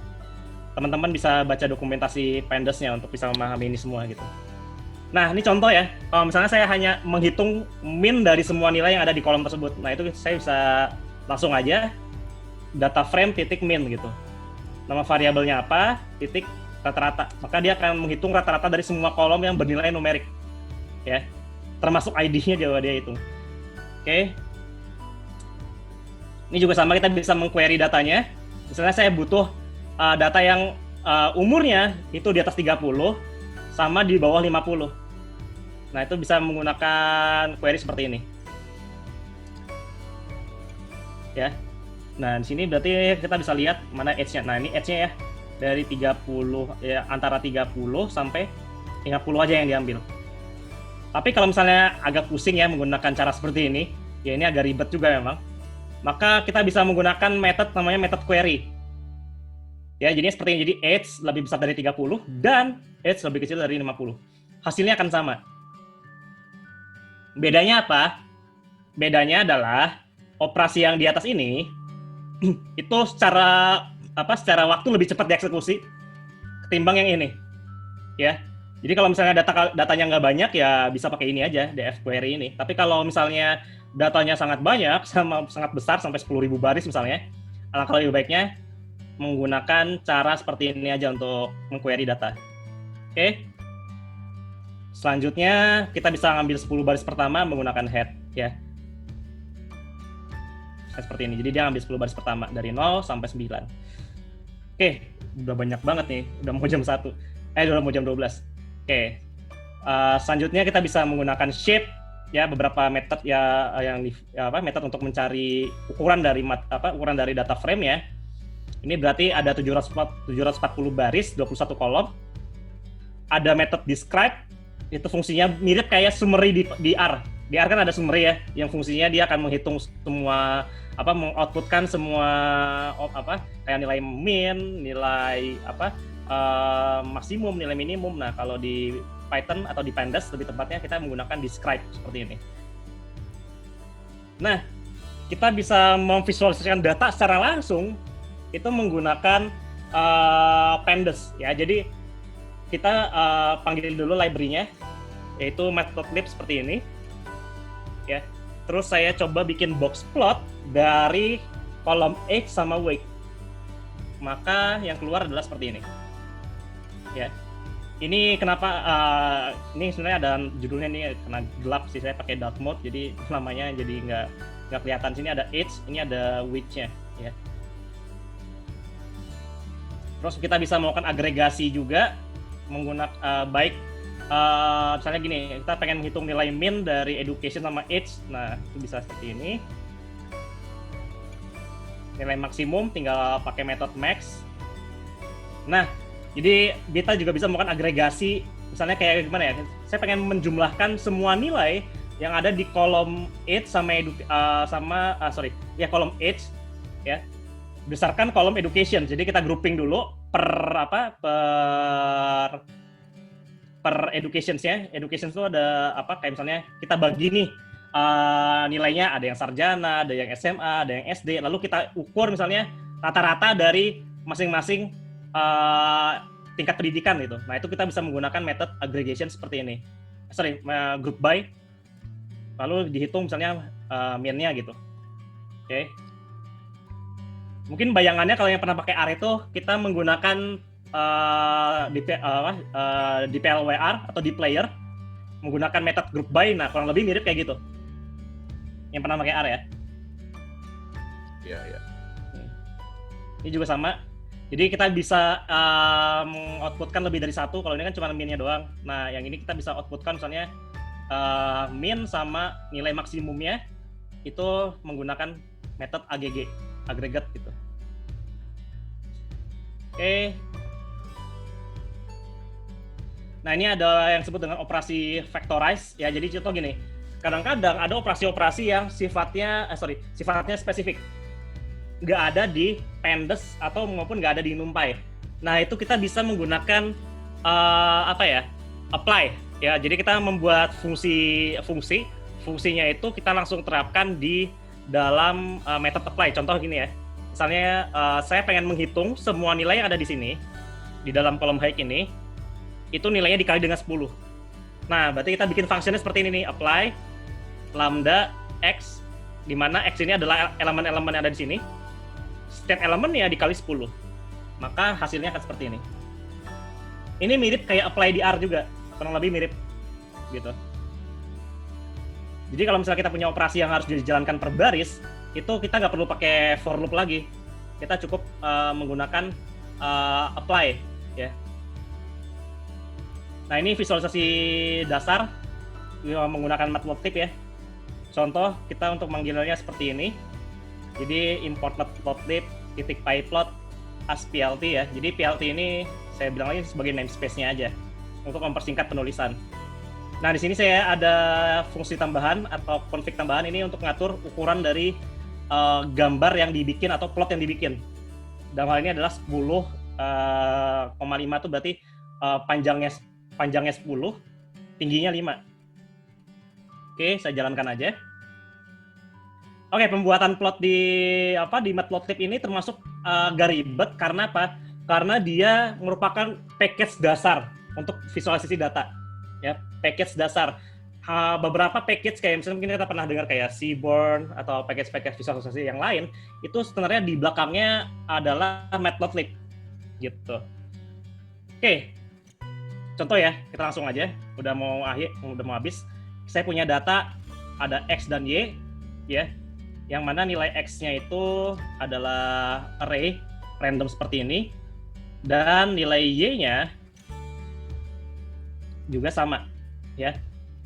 Seperti ini. Ya. Ini tuh ada kita lagi coba bikin atau mensimulasikan regresi linear lah ya. Nah, untuk bikin plotnya itu harus bertahap. Jadi misalnya kita masukkan dulu plotnya, misalnya x-nya apa, nilai y-nya apa, lalu objeknya itu direpresentasikan dalam bentuk apa. Kalau O itu biasanya bentuknya ada titik-titik scatter plot gitu. Lalu labelnya apa untuk X, misalnya saya kasih X itu nilai X, label Y-nya apa, lalu judul dari visualisasinya apa, baru setelah itu kita tunjukkan plotnya apa ya. Jadi ada beberapa tahap untuk bikin plot di sini. Nah, sehingga yang terbentuk adalah seperti ini ya. Jadi ada digambarkan sebagai scatter plot ya, di mana variabel x-nya itu sebagai nilai x, variabel y-nya itu sebagai nilai y. Tanpa ini sebenarnya bisa juga. Ini sebenarnya contoh saya hapus. Ops. Ya. Nggak pakai title juga, bisa juga. Tetap terbuat gitu ya. Tetap dibikin, cuman kita kehilangan nama labelnya aja gitu. Jadi kurang bagus. Atau misalnya kita nggak perlu juga menggunakan show sebenarnya. Tetap akan digambar sama dia. Lalu fungsinya show ini buat apa gitu? Nah, show ini itu fungsinya adalah kalau misalnya kita punya lebih dari satu plot yang ingin digambar. Misalnya kita ada dua plot ya, pengen digambar di satu kocang seperti ini. Nah, itu wajib menggunakan PLT show ya. Oke, contoh lagi, kita juga bisa, ini contoh ini ada dua plot ya. Dua plot, tapi plotnya itu digabung.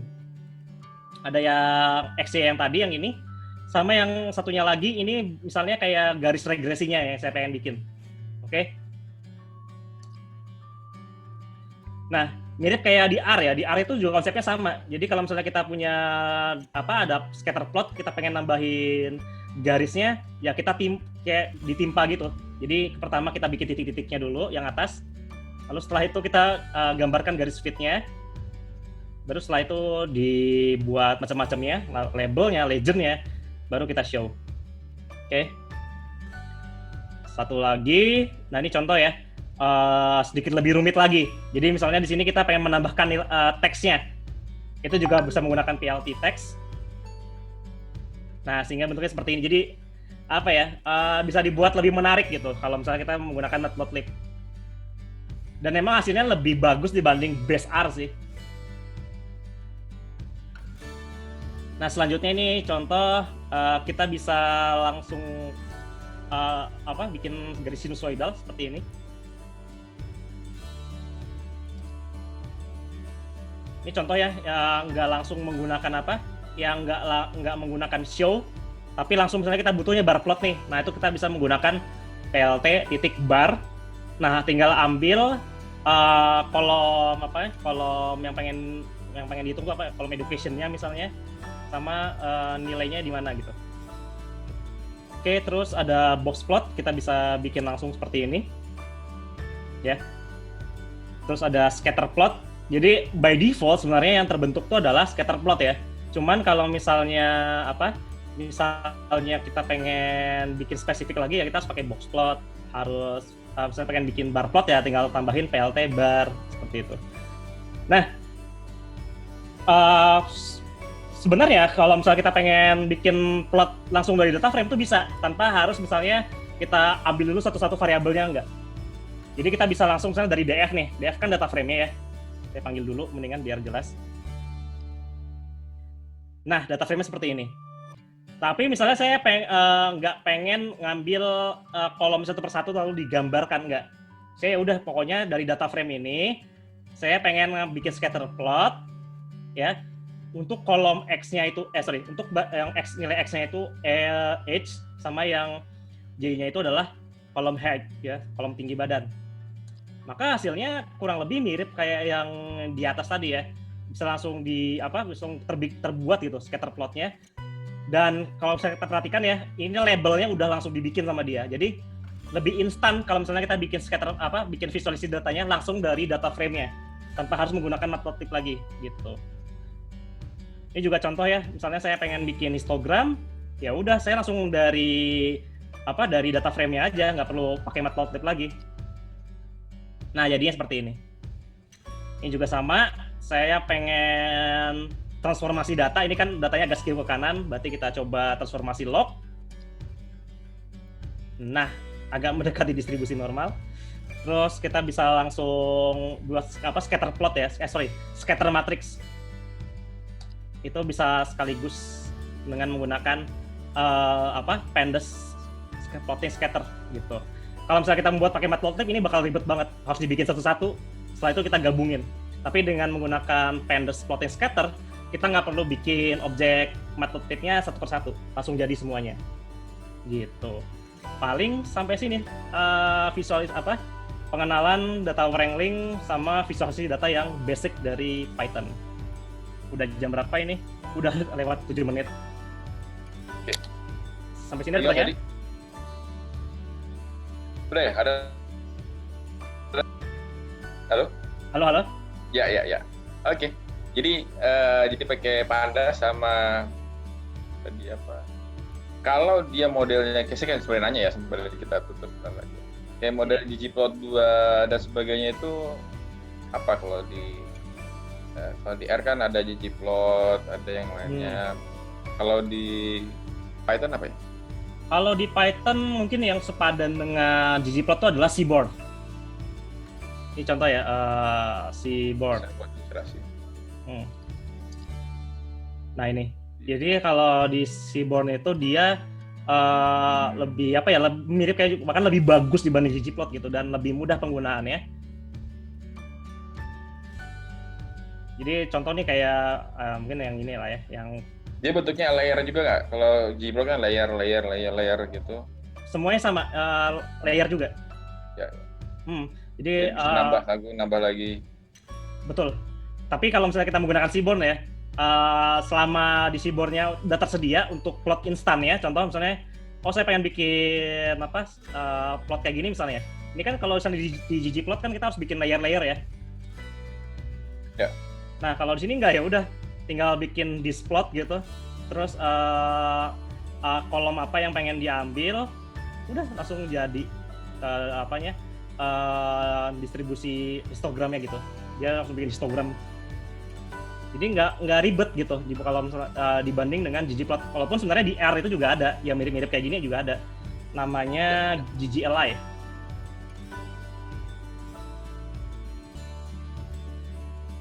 Dan sebenarnya ada banyak lagi sih sebenarnya visualisasi data, ada yang sifatnya interaktif ya, yang misalnya kita bisa hover per titiknya, misalnya ini ternyata nilainya sekitar 40 misalnya. Hover ada juga ya, kayak di R juga ada tuh. Ada. Saya itu menggunakan saya agak jarang. Kalau di R sih biasanya saya menggunakan e-charts sebutannya. Tapi kalau di Python saya cukup jarang. Saya biasanya menggunakan ini Vega Lite kalau di Python itu.